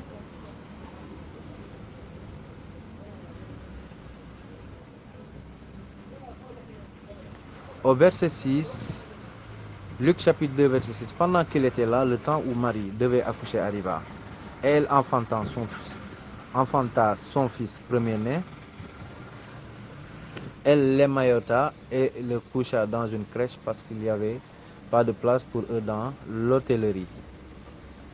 Il y avait dans cette même contrée des bergers qui passaient dans le champ. Les veilles de la nuit pour garder les troupeaux. Voilà, mais tu verset 11, tu verset 10, l'ange leur dit, ne craignez point, car je vous annonce une bonne nouvelle qui sera pour tout le peuple le sujet d'une grande joie. Pour tout le peuple d'Israël au singulier. C'est aujourd'hui dans la ville de David, il vous est né un sauveur qui est le Christ, le Seigneur. Maintenant, Jésus, il est sauveur pour qui? Comme on le dit, tous les prophètes sont des sauveurs. yonent yëpp yàlla daf leen yónni pour ñu ñëw génne nit ñi ci lëndëm yóbbu leen ci leer maanaam musal leen ci li leen di sànq donc ils sont tous des sauveurs. bépp nit boo xam ni par exemple ma jox leen exemple ci jamono Moussa alayhi salaam nit ña ko toppoon gëm message am di def la mu doon digle di bàyyi la mu doon tere ñooñu ils sont sauvés de l'enfer et sont admis au paradis. donc Moïse est leur sauveur. léegi ñu dem xool Jésus est envoyé comme sauveur pour qui? boo demee ci Matthieu chapitre 1 verset 21 ñu ne Marie elle enfantera un fils et tu lui donneras le nom de Jésus, c'est lui qui sauvera son peuple de ses péchés. Son peuple de ses péchés. Pour ñu leeralal ce peuple là c'est qui? C'est pas le monde entier, c'est pas l'humanité. Il faut aller dans Matthieu chapitre 2 verset 6. Et toi Bethléem, terre de Juda, tu n'es certes pas la moindre entre les villes principales de Juda, car de toi sortira un chef qui paîtra Israël mon peuple. Israël mon peuple. Est-ce que ñun waa Sénégal ñun ñooy waa Israël? Est-ce que waa Centrafrique ñooy waa Israël? Est-ce que waa Brésil ñooy waa Israël? déedéet waaye qui paîtra mon peuple Israël. donc Bible bi dafa leer nañ nga dem Actes des Apôtres chapitre 5 verset 31 ñu ne Jésus, Dieu l'a élevé par sa droite comme prince et sauveur pour donner à Israël la repentance et le pardon des péchés. Pour donner à Israël la repentance et le pardon des péchés. Waaw xanaa li leer na, Jésus n'a jamais dit de sa bouche qu'il a été envoyé pour l'humanité. Le seul prophète qui a dit ça de sa bouche, c'est le prophète Mohammed sallallahu alayhi wa sallam. Boo demee ci alquran ko fa fekk. donc wax yi leen pasteur Isaac Sambatine Alaaji Isaac Sambatine di wax ci audio mi, c'est pour détourner la conscience des musulmans et saper leur morale pour essayer de leur prouver que lui il était un ancien musulman, qu'il est devenu chrétien, alors que tout ce qu'il dit est archi faux. Jésus-Christ n'a jamais eu de disciple de son vivant, il n'a jamais prêché un non-israélien. mësta waar benn koo xam ne bokkul ci waa banu Israël te mu ngi doon dund ak ñoom. mësul am benn taalibe boo xam ne bokkul ci waa banu Israël. taalibeem yi mu amoon tànn leen ñoom ñëpp ay juif lañu woon. yonentu yàlla Muhammad rek la yàlla baaxee moom mi nga xam ne moom la yàlla yónni ci àdduna bi yëpp mu amoon ay taalibe yoo xam ne ñii ay ci bi muy dund nag laa la wax de ñii ay africain lañ, ñii ay romain lañ, ñii ay perse lañ, ñii ay arabe lañ, ñii ay asiatique, ñëpp nekk ci ronam ci suufam nekk ay apôtre am. waaw li tax Jésus nag mësta am ay taalibe yoo xam duñu ay israélite, c'est parce que moom ci boobu mu wax ci gémminam ni yàlla daf ko yónni pour waa banu Israël. Matthieu chapitre 15 verset 24. donc li pasteur Isaac Sambatine di wax ay fen la, du dëgg. yeewu leen ngir ngeen mucc. nañ ci ay mbiram malaaka yi sel yi wax nañu ci mbiru xale boobu laataa muy juddu te mu xamal ma ne xale boobu kat moom la ñuy naan Isa al-Masih bi wala Isa ibnu Maryam, maanaam Yeesu doomu Mari. boobu nag mbokk yi jaaxle na ma ne kon lim ma ne xoolal Yeesu bakkaaru Coran bi wax na ko, Bible bi dëgëral ko. léegi nag bi ma ñëwee di wër Coran bi xamal ma ne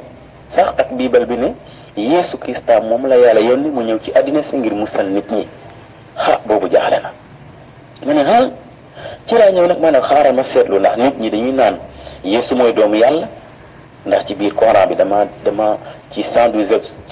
sourate Coran bi dafa wax ne xul allahu ahad allahu samad lam yalid lam yulad laa kun fa an ahad, maanaam yàlla jurul kenn juru ko. waaw gars yi ñi may dégg ngeen waa ji subhanallah mi wax naan moom jullit la woon, nga xam ne qul huwa allahu ahad allahu samad lam yalid walam yulad walam yakun lahu kufuwan ahad, nga xam ni bébé jullit ñu ndaw ñi sax mën nañ koo tari, waa ji mënu koo tari, mu ne moom jullit la woon. ay fen yi kese moom laa leen di wax, bokk na ci système yi ñuy def mooy di wër di wax ni ñoom ay jullit lañu woon pour mën a saper moralu jullit ñi, gëmloo leen ni mën ngeen a bàyyi seen diine wala faiblir leen. ay fen kese la, kii mësul nekk jullit.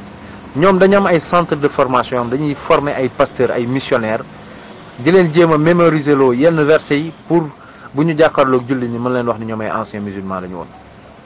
di tari ay jéem a tari ay versets te alhamdulilah saa ñu ko jéemee yàlla feeñal leen. du moom kese, am na ñeneen ñoo xam ne biñ ci jaaree gis nañ ni mënuñoo tari sax Fatiha. te jàpp naa ni moom Fatiha koo xam ni julli nga pendant 1 an, waxuma sax 10 ans, 1 an rek fu ñu la ko laajee di nga ko tari, ndax loo xam da nga koy tari plus de je sais pas combien de fois par jour, plus de 17 fois par jour. donc lii nekk ay fen yu leer yu biir yu wane ni kii mësta nekk jullit. ñu continuer déglu ay waxam incha allah. waaw waaye suurat nama Isa kalimatu Allah. Surat 21 ayat 91 nama Isa ru Allah al-Masih Isa ibn Maryam rasulillah. Degré côté Jean 1 verset 14 ak Jean 1 Jean chapitre 5 verset 12 bi mu ne Isa kalimatu Allah nag mooy tekki ne Yeesu mooy kaddu bi yàlla mu ne Isa ru Allah mooy Yeesu mooy xelum yàlla mu ne al-Masih Isa ibn Maryam rasulillah mu ne Yeesu mooy kaddu bi yàlla Yeesu mooy xelum yàlla Yeesu mooy doomu Mari Yeesu mooy mbettab yàlla kon mooy firi nag Yeesu dëgg-dëgg doomu yàlla la waaye nekkul ci nafsi yaram waaye doomu yàlla ci xel la maanaam nekkul ne yàlla dafa am soxna maanaam ngir mën a am doom ak nit déedéet waxewul foofu mais mu ne gannaaw mooy xelum yàlla kon mooy doomu yàlla maanaam doomu yàlla la waaye ci xel. donc ñu tontu lii nga xam ni pasteur bi wax na ko ci comme ni ma koy waxee ci ay fen yoo xam ni day jéem a dugg ci alquran pour saper moralu jullit ñi jéem leen gëmloo nii li muy wax dëgg la fekk li muy wax dara du ci dëgg. ñu dem ci alquran xool la muy wax ci ne Jésus moom mooy kaddu yàlla. Coran chapitre 3 verset 45 comme li ma leen wax fen wu ne boo xoolee ca wet ba am na lu koy corriger boo demee ci même sourate bi mu jël chapitre 3 verset 45 da ngay lire ba 47 moom liirul ba 47 léegi ñu tàmbale ci 45 bi yàlla lan la wax mu ne rappelle-toi quand les anges dirent ô Marie voilà qu'Allah t'annonce une parole de sa part son nom sera Al-Masih fils de Maryam illustre ici-bas comme dans l'au-delà et l'un des rapprochés d'Allah. fii boo yemoon fii rek di nga am sikki sàkk ci li waa ji di wax waaye dañu war a continuer mu ne il parlera aux gens dans le berceau et en son âge mûr il sera du nombre des gens de bien. Marie daal di laaj malaaka bi ne ko elle dit Seigneur comment aurais-je un enfant naka lay amee doom alors qu'aucun homme ne m'a touché. malaaka bi daal di koy tontu ne ko c'est ainsi dit-il mu ne yàlla lii la wax Allah crée ce qu'il veut waaw yàlla dina créer kàddoom. est-ce que yàlla daa créé kaddu yàlla dañ ko créé déedéet kaddu yàlla ci yàlla la bokk donc une parole de sa part bi ñuy wax ci au verset 45 verset 46 47 moo la koy expliquer Marie bi mu ne malaaka bi naka lay amee doom te góor musuma laal malaaka bi tontu ko ne ko yàlla nee na nii lay créer Allah crée ce qu'il veut quand il décide d'une chose il dit seulement soit et elle est aussitôt donc kaddu ga ñuy wax mooy kun fayakun la parole créatrice qui a fait exister Jésus-Christ loolu la ñuy wax une parole de sa part waaye tekkul ni Jésus moom mooy la parole de Dieu déedéet moo tax ma ne la bu liiroon benn verset un peu rek mu am tontom waaye comme ñoom dëgg yittalu leen ak nax nit ñi moo leen yitteel te xam nañ ni jullit ñu bëri ils vont pas prendre la peine d'aller vérifier donc dañuy wax du n'importe quoi kaddu gi ñuy wax au verset 45 une parole de sa part c'est au verset 46-47 moo la koy expliquer. Allah crée ce qu'il veut quand il décide d'une chose il dit seulement soit et elle est aussitôt soit boobu kun fa yakun boobu loolu moom moo existé loo Jésus te boo demoo ci Psaume 33 wax na ko lépp lu yàlla bëgg a créer danaan nekkal mu daal di nekk làmminam kaddu googu noonu loolu moom mooy existé loo lépp lu existé que loolu nekk ay fen encore yoo xam ni pasteur Isaac Sambatine mu ngi koy nëbb nit ñi te ñu ngi koy jéem a jot ba sonn par téléphone nanguwul jël suñu téléphone bind nañ ko WhatsApp lire na suñu message nanguwul ñoo tontu mais incha allah yàlla dina ko feeñal. mu demaat ci beneen kii bi mu ne Jésus yàlla dafa wax ni surat 4 verset surat 4 fu ñuy wax ni mu ne Jésus dafa ne yàlla dafa ne Jésus est l'esprit de Dieu. Alquran amul benn verset bu ñu bind ne Jésus est l'esprit de Dieu ça n'existe pas dans le Coran loolu existé wul ci Alquran encore ay fenu Allah ji pasteur Isaac Sambatine la yu mu fen pour mën a détourner jullit ñi ci li nga xam ne moom mooy dëgg. xoolal yàlla sax moo leen di tontu boo demee ci sourate 4 verset 171 à 172 ô gens du livre chrétiens n'exagérez pas dans votre religion et ne dites d'Allah que la vérité. yàlla mu ngi leen di jàjj mu ne le Messie Jésus fils de Marie n'est qu'un messager d'Allah mu leen Jésus le Messie nekkul lu dul ab yonentu yàlla sa parole qu'il envoya à Marie kaddu gu mu yónnee ci Marie mooy kun fayakun boobu nekkal boobu kaddu googu moom la yónnee ci Marie bi Jésus laa di nekk. et un souffle de vie ruuxum minhu ruux li muy tekk ci arab mooy am tekkiwul xel ruux am lay tekki ah mën a tekki am mën a tekki ange parce que Jibril dañ koy woowee ruuxul xudus maanaam l'esprit maanaam ruux bu sell bi dañ koy woowee Jibril mais fii li muy tekki mooy une âme venant de lui. Même buñ jëloon un souffle de vie venant de lui yàlla ci boppam avant wax ji dafa ne leen il n'est qu'un messager d'Allah mu daal ciy toftal mu ne croyez donc en Allah et à ses messages et ne dites pas trois maanaam trinité bi ñuy wax Dieu Père Dieu Fils Dieu Saint-Esprit mu ne cessez, ce sera meilleur pour vous. Allah n'est qu'un Dieu unique, il est trop glorieux pour avoir un enfant. ndax yàlla boo amoon doomam melokaan bi mu am lay am te yàlla kenn la ci lépp wéet na ci lépp wéet na ci ay turam ak ay melokaanam wéet na ci bind gi mu bind wéet na ci jaamu gi ñu koy jaamu bokk ko kenn mu daal ci teg mu ne c'est à lui qu'appartient tout ce qui est dans les cieux et sur la terre et Allah suffit comme protecteur. mu daal ci teg mu ne jamais le Messie ne trouve indigne d'être un serviteur d'Allah ni les anges rapprochés et ceux qui se trouvent indignes de l'adorer et sans foule d'orgueil il les rassemblera tous vers lui. léegi liy wane ni même mot bi a été maanaam une souffle de vie a été utilisé pour Adam même mot boobu mooy ruux boobu yàlla utilisé na ko ci Adama balaa may ñëw ci verset bi sax yàlla dafa ne leen au verset à la sourate 3 verset 59 inna masala Isa inda allahi ka masali Adam xalaqahu min turab summa qaala lahu kun fa yakun yàlla mu ne misaalu Jésus fa moom mu ngi mel ni Adama mi mu bind ci suuf ba pare ne ko nekkal mu daal di nekk Jésus dañ ko wax nekkal mu daal di nekk mu ngi nekk ci sourate 33 59 Jésus bu doon kàddu yàlla dina ko méngaleeg Adam donc mu nekkaat ay fen yoo xam ni pasteur Isaac Sambatine mu ngi koy jéem a dugal ci bopp nit ñi léegi même moomu ruux boobu a été utilisé pour Adam boo demee ci sourate 15 verset 30 yàlla mi muy wax ci ni mu amalee Adam mu ne et dès que je l'aurai harmonieusement formé en lui et lui aurai insufflé mon esprit de vie. Insufflé mon esprit de vie. L'esprit de Dieu est Dieu. Si on aurait suivi la logique du pasteur Isaac Sambatine, on aurait dit que Adam aussi est Dieu. Parce que Dieu lui a insufflé de son esprit. Lui aurait insufflé mon souffle de vie. Maintenant, le souffle de vie foofu li muy tekki mooy un âme venant de Dieu ñun ñëpp suñuy ruux suñuy âme ci yàlla la jógee yàlla moo ko créé comme ni mu créé bésu Jésus comme ni mu créé bésu Adam. Donc le même souffle de vie qui a été donné à Jésus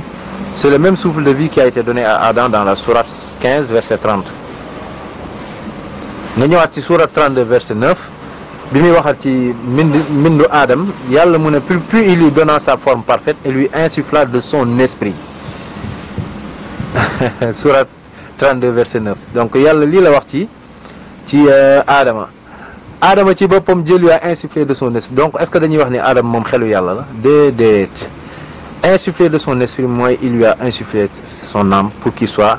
vivant. Donc pasteur Isaac Sambatine il faut arrêter de mentir aux gens que vous parlez aux chrétiens aux musulmans que vous essayez de détourner il faut ngeen bàyyi xel jullit ñi yeewu leen ngeen jàng seen diine. Coran bi moo njëkk a wax ne ñu gëm ci Yeesu mu fekk ci kaw ñu gëmul ci Yeesu biibal bi dal gën koo leeral ci Matthieu 28 verset 5 à 6 mbokk yi nag boobu laa gën a jaaxale ma ne leer na kon Yeesu dëgg-dëgg mooy doomu yàlla waaye ci xel la dëgg-dëgg Yeesu la ñu daaj dëgg-dëgg Yeesu Krista dekki na ma ne kon man maa ngi demandé kon ci erreur boobu. léegi déggaat ngeen yeneen fen yi nga xam ni moom la ci tofal ma leeral léegi ci alquran lan la yàlla wax ci mbiru Jésus ndax dañ ko daaj wala daaj xam nga moom dafa ne alquran dafa ne alquran leeral na ne Jésus dañ koo daaj waaye déglu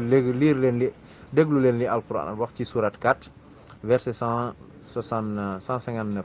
sourate 4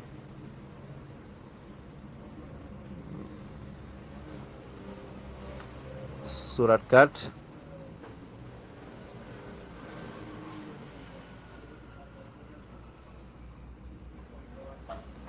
verset 156, à partir du verset 156.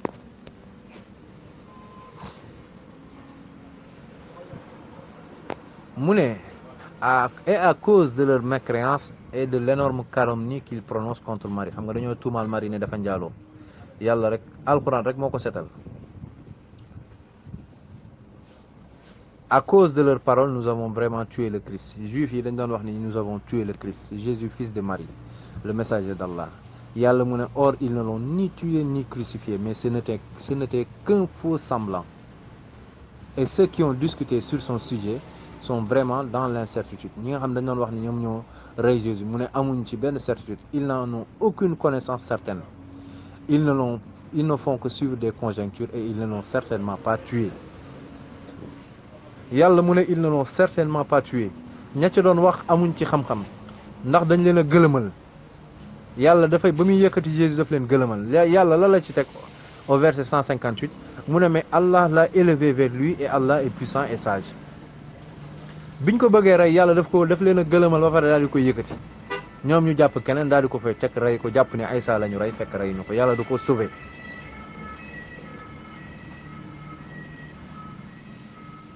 te ci même verset yi boo wàccee ci suuf au verset 159 yàlla mu ngi wax ni il n'y aura personne parmi les gens du livre amul ci chrétiens yi wala juifs yi koo xam ni dina dee fekk gëmul ni Jésus yàlla ko yónni avant Jésus di dee.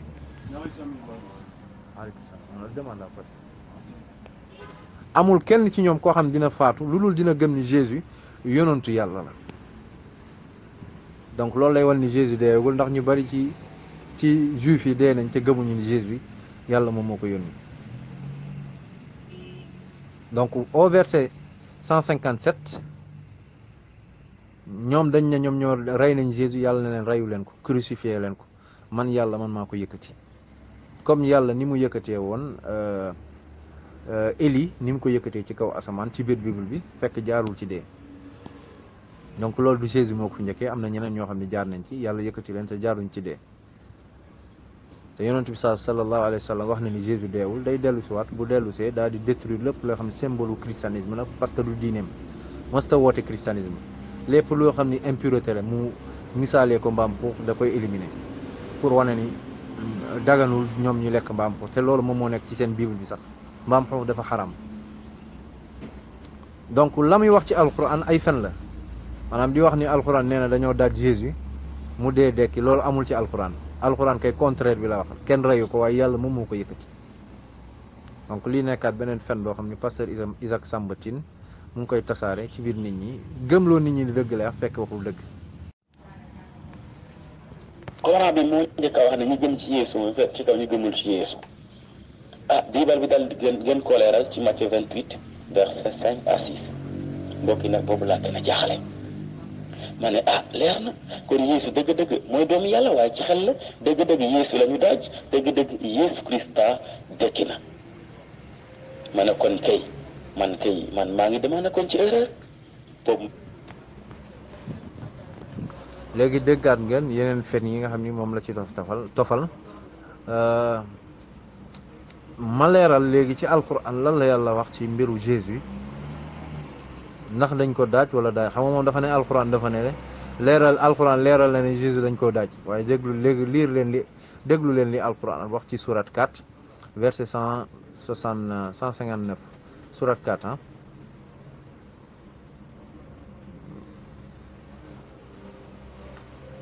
surat 4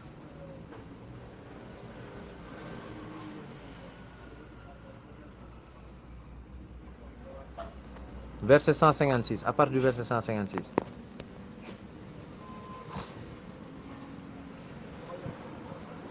mu ne et à cause de leur mécréance et de l'énorme calomnie qu'ils prononcent contre Marie xam nga dañoo tuumaal Marie ne dafa njaaloo yàlla rek alxuraan rek moo ko setal. À cause de leurs paroles, nous avons vraiment tué le Christ. Juifs yi dañ doon wax ni nous avons tué le Christ, Jésus fils de Marie, le messager d'Allah. yàlla mu ne or ils ne l'ont ni tué ni crucifié, mais ce n'était qu'un faux semblant. Et ceux qui ont discuté sur son sujet sont vraiment dans l'incertitude. ñi nga xam dañ doon wax ni ñoom ñoo rey Jésus mu ne amuñ ci benn certitude, ils n'en ont aucune connaissance certaine. ils ne font que suivre des conjonctures et ils ne l'ont certainement pas tué. yàlla mu ne ils ne l'ont certainement pas tué ña ci doon wax amuñ ci xam-xam ndax dañ leen a gëlëmal yàlla dafay ba muy yëkkati Jésus daf leen gëlëmal yàlla la la ci teg au verset 158 mu ne mais Allah l'a élevé vers lui et Allah est puissant et sage. biñ ko bëggee rey yàlla daf leen a gëlëmal ba pare daal di koy yëkkati ñoom ñu jàpp keneen daal di ko fay teg rey ko jàpp ne Aïssa la ñu rey fekk rey ñu ko yàlla du ko sauvé.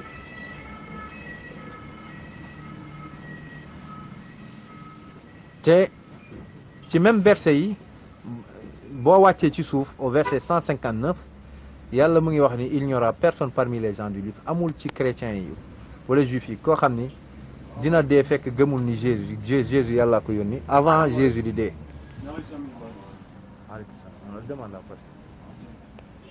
amul kenn ci ñoom koo xam dina faatu lu dul dina gëm ni Jésus yonantu yàlla la. donc loolu lay wan ni Jésus deewagul ndax ñu bari ci juif yi dee nañ te gëmuñu ni Jésus yàlla moom moo ko yónni. donc au verset 157 ñoom dañ ne ñoom ñoo rey nañ Jésus yàlla ne leen reyu leen ko crucifié leen ko man yàlla man maa ko yëkkati comme yàlla ni mu yëkkatee woon Élie ni mu ko yëkkatee ci kaw asamaan ci biir Bible bi fekk jaarul ci dee. donc loolu du Jésus moo ko fi njëkkee am na ñeneen ñoo xam ne jaar nañ ci yàlla yëkkati leen te jaaruñ ci dee te yonent bi sallallahu alayhi wa sallam wax na ni Jésus deewul day dellu si waat bu dellu see daal di détruire lépp loo xam ne symbole christianisme la parce que du diineem mosta woote christianisme lépp loo xam ne impureté la mu misaalee ko mbaam xuux da koy éliminer pour wane ni daganul ñoom ñu lekk mbaam xuux te loolu moom moo nekk ci seen bible bi sax mbaam xuux dafa xaram. donc la muy wax ci alquran ay fen la maanaam di wax ni alquran nee na dañoo daaj Jésus mu dee dekki loolu amul ci alquran alquran kay contraire bi la wax kenn reyu ko waaye yàlla moom moo ko yëkkati. donc lii nekkaat beneen fen boo xam ni pasteur Isaac Samba Tine mu ngi koy tasaare ci biir nit ñi gëmloo nit ñi di dëgg la fekk waxul dëgg. bokki jaaxle na boobu maa ngi gestu bi ma gisee loolu nag boobu sama ngëm ci islam jeex na waaw ci li ma gis yëpp sama ngëm jeex na ci laa nag xaaral nag ma jeexale li ma nekk waaye léegi li ma gis nii yëpp lan la ci sama yonant lan la ci wax maanaam yonante islam lan la ci wax ci laa gis ci surat 46 aya 9 sama yonante bi ne moom xamul fan la jëm ca gannaaw de rawatina ñi nga xamante ne ñoom ñoo topp ca gannaawam mu ne moom mu nga xamul fan la jëm ci gannaaw de rawatina ñi nga xamante ne ñoom ñoo koy topp te man ma koy topp boobu jaaxle na ma ne kon man fi ma nekkoon kay man alko naa kon ci war ma ne xaaral ma xam lan la Yeesu wax ci lii yëpp tamit moom tamit ma xool Jean 14 verset 6 ci Bible bi Yeesu ne man maay yoon bi maay dëgg bi maay dund gi kenn mënul dem ci yàlla te jaarul ci man ma ne kon leer na kii ne xamul fan la jëm ci gannaaw de rawat ñu koy gëm Yeesu ne man maay yoon bi maay dëgg maay dund kenn mënul dugg ci àjjana te jaarul ci man ma ne ko loolu koy leer na mbokk yi noonu laa jaar jox sama dund Yeesu keroog la taalibe Yeesu ba tey jii may wax ni yéen gestu bii nag laa def may naan képp ku koy déglu tey jii waaw bu ma dégloo xol waaye nag ma dégloo sa xel am na ci solo. alhamdulilah di nga jaxle kay te nit ñi dinañ la dégloo xel di nga jaxle te nit ñi dinañ la dégloo xel surat bi mu jël mu ne yonent bi sallallahu alayhi wasallam moo wax ni moom xamul fan la jëm gannaaw dee waaw loolu amul ci alquran loolu amul ci alquran fu yonent bi sallallahu alayhi wasallam wax ni moom xamul fan la jëm gannaaw dee loolu amul ci alquran surat bi kay lii la wax surat 46 verset 9 dit je ne suis pas une innovation parmi les messagers man de nekkuma ab yonent bu bees maanaam nekkuma yonent bu njëkk ci doomu aadama yi am na ay yonent yu ma jiitu et je ne sais pas ce que l'on fera de moi ni de vous je fais que suivre ce qui m'est révélé je ne suis qu'un avertisseur clair je ne sais pas boo demee ci mufassirun yi ñi nga xam dañuy tekki bokk na ci niñ ko firee mooy man ak yéen xamuñu xawma lan ñii nga xam ne moom laa nekk di war xawma lan lañ may def xawma lan lañ di def man li ma war ak li may def moom mooy jottali yi nga xam ne moom la yàlla wàccee ci man moom mu ne yonent bi dafa ne xamul lan lay def gannaaw dee waaw kii moo mën a fen léegi ñu laaj yonent bi sallallahu alayhi wa sallam lan mooy xew gannaaw dee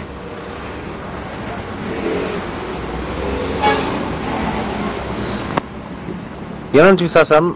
wax na ci ci benn xadis boo xam ni xadis bi day wax ni yonent bi saa sallam bi mu ñëwee ba ci aljanna bi mu fëggee lii lañ ko tontu d'après Xuzayfa radiallahu anhu mu ne le prophète saa sallam a dit les enfants d'Adam seront tous sous ma bannière le jour du jugement dernier yonent bi saa sallam mu ne doomu aadama yëpp ca gannaawam la ñu nekk bésu yawmal qiyam mu ne et je suis le premier pour qui sera ouverte la porte du paradis man maay doomu aadama bi ñuy njëkk a ubbil buntu aljanna lii la yonent bi sallallahu alayhi wa sallam wax pasteur Isaac Samba Tine bàyyil wax lu dul dëgg mu ne yonent bi saa sam moo ne moom xamul fan la jëm gannaaw dee loolu déjà existé wul ci alquran surat bi mu jël waxul lool ñaareel bi yonent bi saa sam moom ci jëmmi boppam moo wax ni moom mooy sangu doomu aadama yi àllaaxira te moom mooy nit ki ñu njëkk a ubbil aljanna bés yawmal qiyaam Jésus sax ci gannaawam lay nekk waaw lii la yonent bi sallallahu alayhi wa sallam wax yawmal qiyaam bi nit ñi demee ba jaaxle nga xam dañuy ñëw ci yonent yàlla aadam ne ko tinul ñu fekk taxaw bi yàgg na sonn nañ mun leen man dama lekkoon garab ga dem leen ci diw ku ñu dem mu daal di ngantal ba ñu dem ba ci Jésus daal di ngantal ne leen dem leen ci Muhammad sallallahu alayhi wa sallam bi ñu demee xadis boobu nekk na ci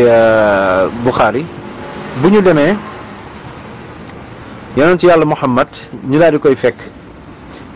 ñu ne ko ils iront trouver Muhammad et lui diront oh Muhammad tu es l'envoyé d'Allah le sceau des prophètes et Allah t'a pardonné tes péchés antérieurs et à venir intercède en notre faveur auprès de ton Seigneur ne vois-tu pas notre situation alors je partirai mu ne le prophète Sam dit je partirai me placer sous le trône divin mu dem nekk ci suufu trône yàlla je me tiendrai prosterné devant mon Seigneur mu daal di sujjootal yàlla wàcce boppam puis Allah m'inspirera yàlla daal di koy xamal des formules de louange et de glorification qu'il n'aura inspiré à personne d'autre avant moi yàlla sol ko ay baat yoo xam mosu koo xamal min def ci kaw suuf puis il me sera dit ñu daal di may wax yàlla daal di may wax oh Muhammad relève ta tête Muhammad sigil demande et il te sera accordé ñaanal ñu may la intercède et tu seras exaucé intercédel ba pare ñu daal di lay exaucé alors je relèverai la tête et je dirai mu daal di yëkkati boppam li muy njëkk a wax mooy yow yàlla muccalal sama xeet yàlla daal ci teg mu ne ko yow Muhammad dugalal aljana introduit au paradis ceux de ta communauté qui n'ont pas de compte à rendre par la porte de droite et ils seront également associés aux autres élus pour entrer par les autres portes. Puis le prophète Sam ajouta, et par celui qui détient mon âme entre ses mains, la distance entre le vantaux de chacune des portes du paradis équivaut à celle qui sépare la Mecque de Hajar ou à celle qui sépare la Mecque de Bousra. Hadith rapporté par Bukhari et Muslim. yonent bi saa sam ci boppam yàlla moom lay njëkk a wax mu jël nit ñi dugal leen aljanna moom ci boppam la aljanna di ko njëkk a ubbeeku léegi pasteur Isaac Samba Tine ne yonent bi moo ne àllaaxira moom xamul fan la jëm waaw lii du ay fen ndax jël benn verset boo xam ne il ne l'a pas compris ba pare la mu wax ci verset bi sax amu ci yàlla na la yàlla jubal Isaac Samba Tine mu daal di wax mu ne yonent bi Jésus moo wax dans Jean chapitre 14 verset 6 je suis le chemin la vie et la vérité nul ne part au Père sans passer par moi foofu Jésus waxul sax waxu aljanna jëm ci yàlla la wax maanaam xam yàlla kenn du xam yàlla wala nga jot yàlla lu dul da ngaa jaar ci moom c'est normal yonent bu nekk bu yàlla yónni yow yaay yoon bi nit ñi di jaar pour nga mën a jot yàlla Moussa jamonoom banu Israël xamoon nañ yàlla nuñ def ba xam yàlla ci Jésus ci moom la ñu jaar ci Moussa mu jàngal leen kan mooy borom bi ñu daal di xam seen borom di ko jaamu jamono yonent yàlla Ibrahim ña fa xam yàlla moo leen xamaloon yàlla ca moom la ñu jaar moom moo doon buntu bi leen doon àggale ci yàlla jamono yonent yàlla Isa tamit même chose je suis le chemin ma mooy yoon bi la vérité évangile maanaam kaddu yàlla bi ko yàlla jox loolu vérité la vie ku topp nag yoon bi muy Isa topp kaddu yàlla gi muy la vérité tu auras la vie éternelle mooy di nga am dund gu sax buñ ko waxee mooy di nga àllaaxira di nga am payoru aljanna mu ne nag kenn du àgg du jot yàlla lu dul da ngaa jaar ci man loolu mu ngi concerné ñi nga xam ne moom la ko yàlla yónnoon comme ni ma leen ko waxee dans Matthieu chapitre 15 verset 24 Jésus dafa ne yàlla daf ko yónni que pour les enfants d'Israël yónni ko pour àdduna bi yëpp donc lii nekkaat beneen leeral boo xam ni Alaaji Pasteur Isaac Samba Tine waxu ko nit ñi waaye lim leen di wax mooy li nga xam ne c'est des choses ambiguës pour mën a jaxase seen i bopp. yonent bi sallallahu alayhi wa sallam place bi mu am àllaaxira amul benn doomu aadama bu koy am àllaaxira yonent bi sallam li mu def ci kaw suuf amul yonent bu ko def ci kaw suuf ñëw fekk ay nit nekk ci lëndëm bokkaale di jaamu ay xërëm yéen ba tey yéen a ngi jaamu xërëm ndax yéen a ngi jaamu Jésus te Jésus moom danaan jaamu yàlla te ci njëlbeelu tontu yi wan nañ leen ni Jésus dafa am borom yéen ngeen jël Jésus def ko borom yonentu yàlla Muhammad ñëw fekk nit ñi di jaamu lu dul yàlla mu jëlee leen ci loolu yóbbu leen ci jaamu yàlla kese lii moom mooy dëgg-dëgg miracle waaye Jésus tey wax leen ma ban société la sopp ñoom ñu ne Jésus dafa dee pour gàddu seen i bàkkaar te Jésus ba mu fi jógee la bàkkaar yi gën a yokk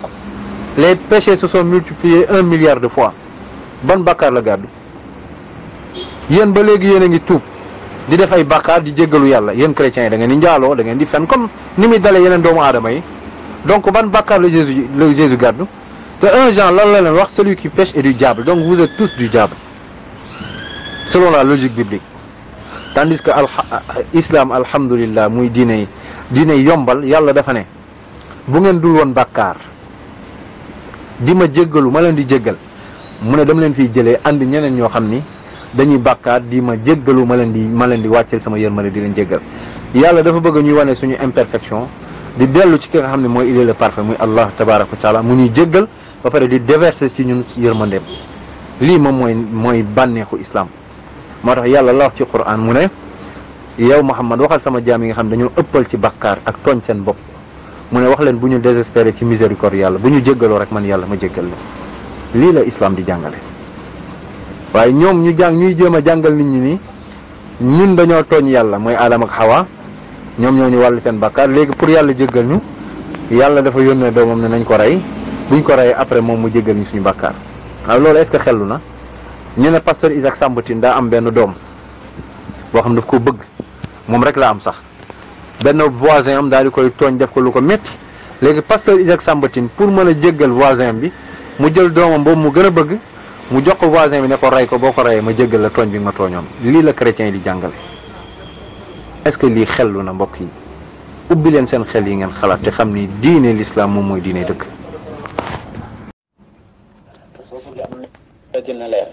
waaw na nga topp ci aaya yi ma la jox ci Coran bi ak ci Bible dina gën a am lu la leer bu baax a baax man de fii laa jaar ba am yàlla suñ borom fii laa jaar ba doon doomu yàlla suñ borom fii laa jaar ba doon taalibe Yeesu Krista kon yow mi koy déglu tey maa ngi lay ñaax su dee am nga jiixi jaaxa na nga jël sa paa nga déglu waaye nga dégg topp aaya yooyu nga dal di lire sa Coran su dee jàng nga arab wala nga lire sa Bible bi nga gën a am lu la leer bu baax ci ñaar yooyu kon maa ngi woo mbokk yi yëpp képp koo xamante ne xam nga borom bi Yeesu maa ngi lay xamal ne Yeesu mooy dëgg bi Yeesu mooy dund bi Yeesu mooy mucc gi képp ka nga xamante ne jox nga dund Yeesu Krista da nga mucc man lii laa joxe sama dund borom bi Yeesu Krista muy atu 2009 ba tey jii maa ngi ci borom bi Yeesu kon mbokk yi Yeesu mooy dund bi moo leen dara muccal jox leen ko seen dund ngeen mucc seen mbokk la woon Pasteur Isaac Samba Tine ne leen yàlla barkeel yéen ñëpp wasalaam sama numéro kan nag lii la képp koo xamante ne bëgg nga am WhatsApp bi lii la mooy 77 688 79 01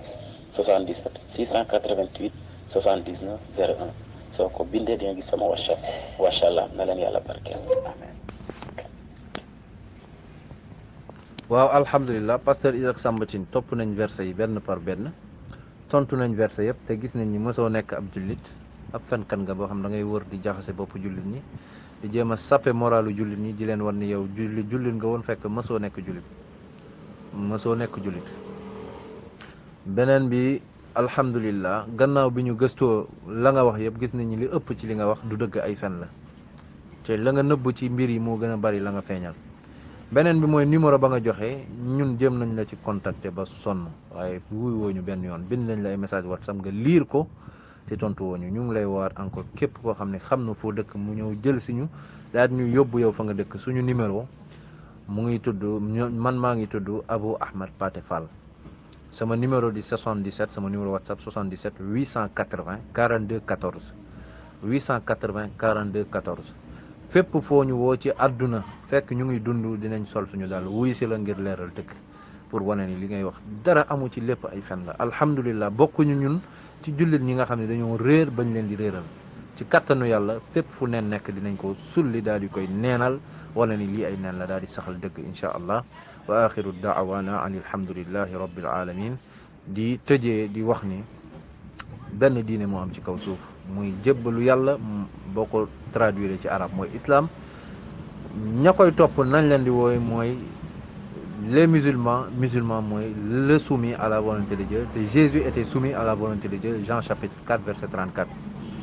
yàlla wax ci alquran mu ne inna diina inda allahi al islam diine fa moom mooy islam mooy jébbalu wa man yabtaghi ghayra al islami diinan falan yuqbala min képp koo xam ne yaa ngi sàkku beneen diine bu dul islam yàlla mu ne kenn du la ko nangul wa huwa fil axirati min al xaasirin. di leen wax ni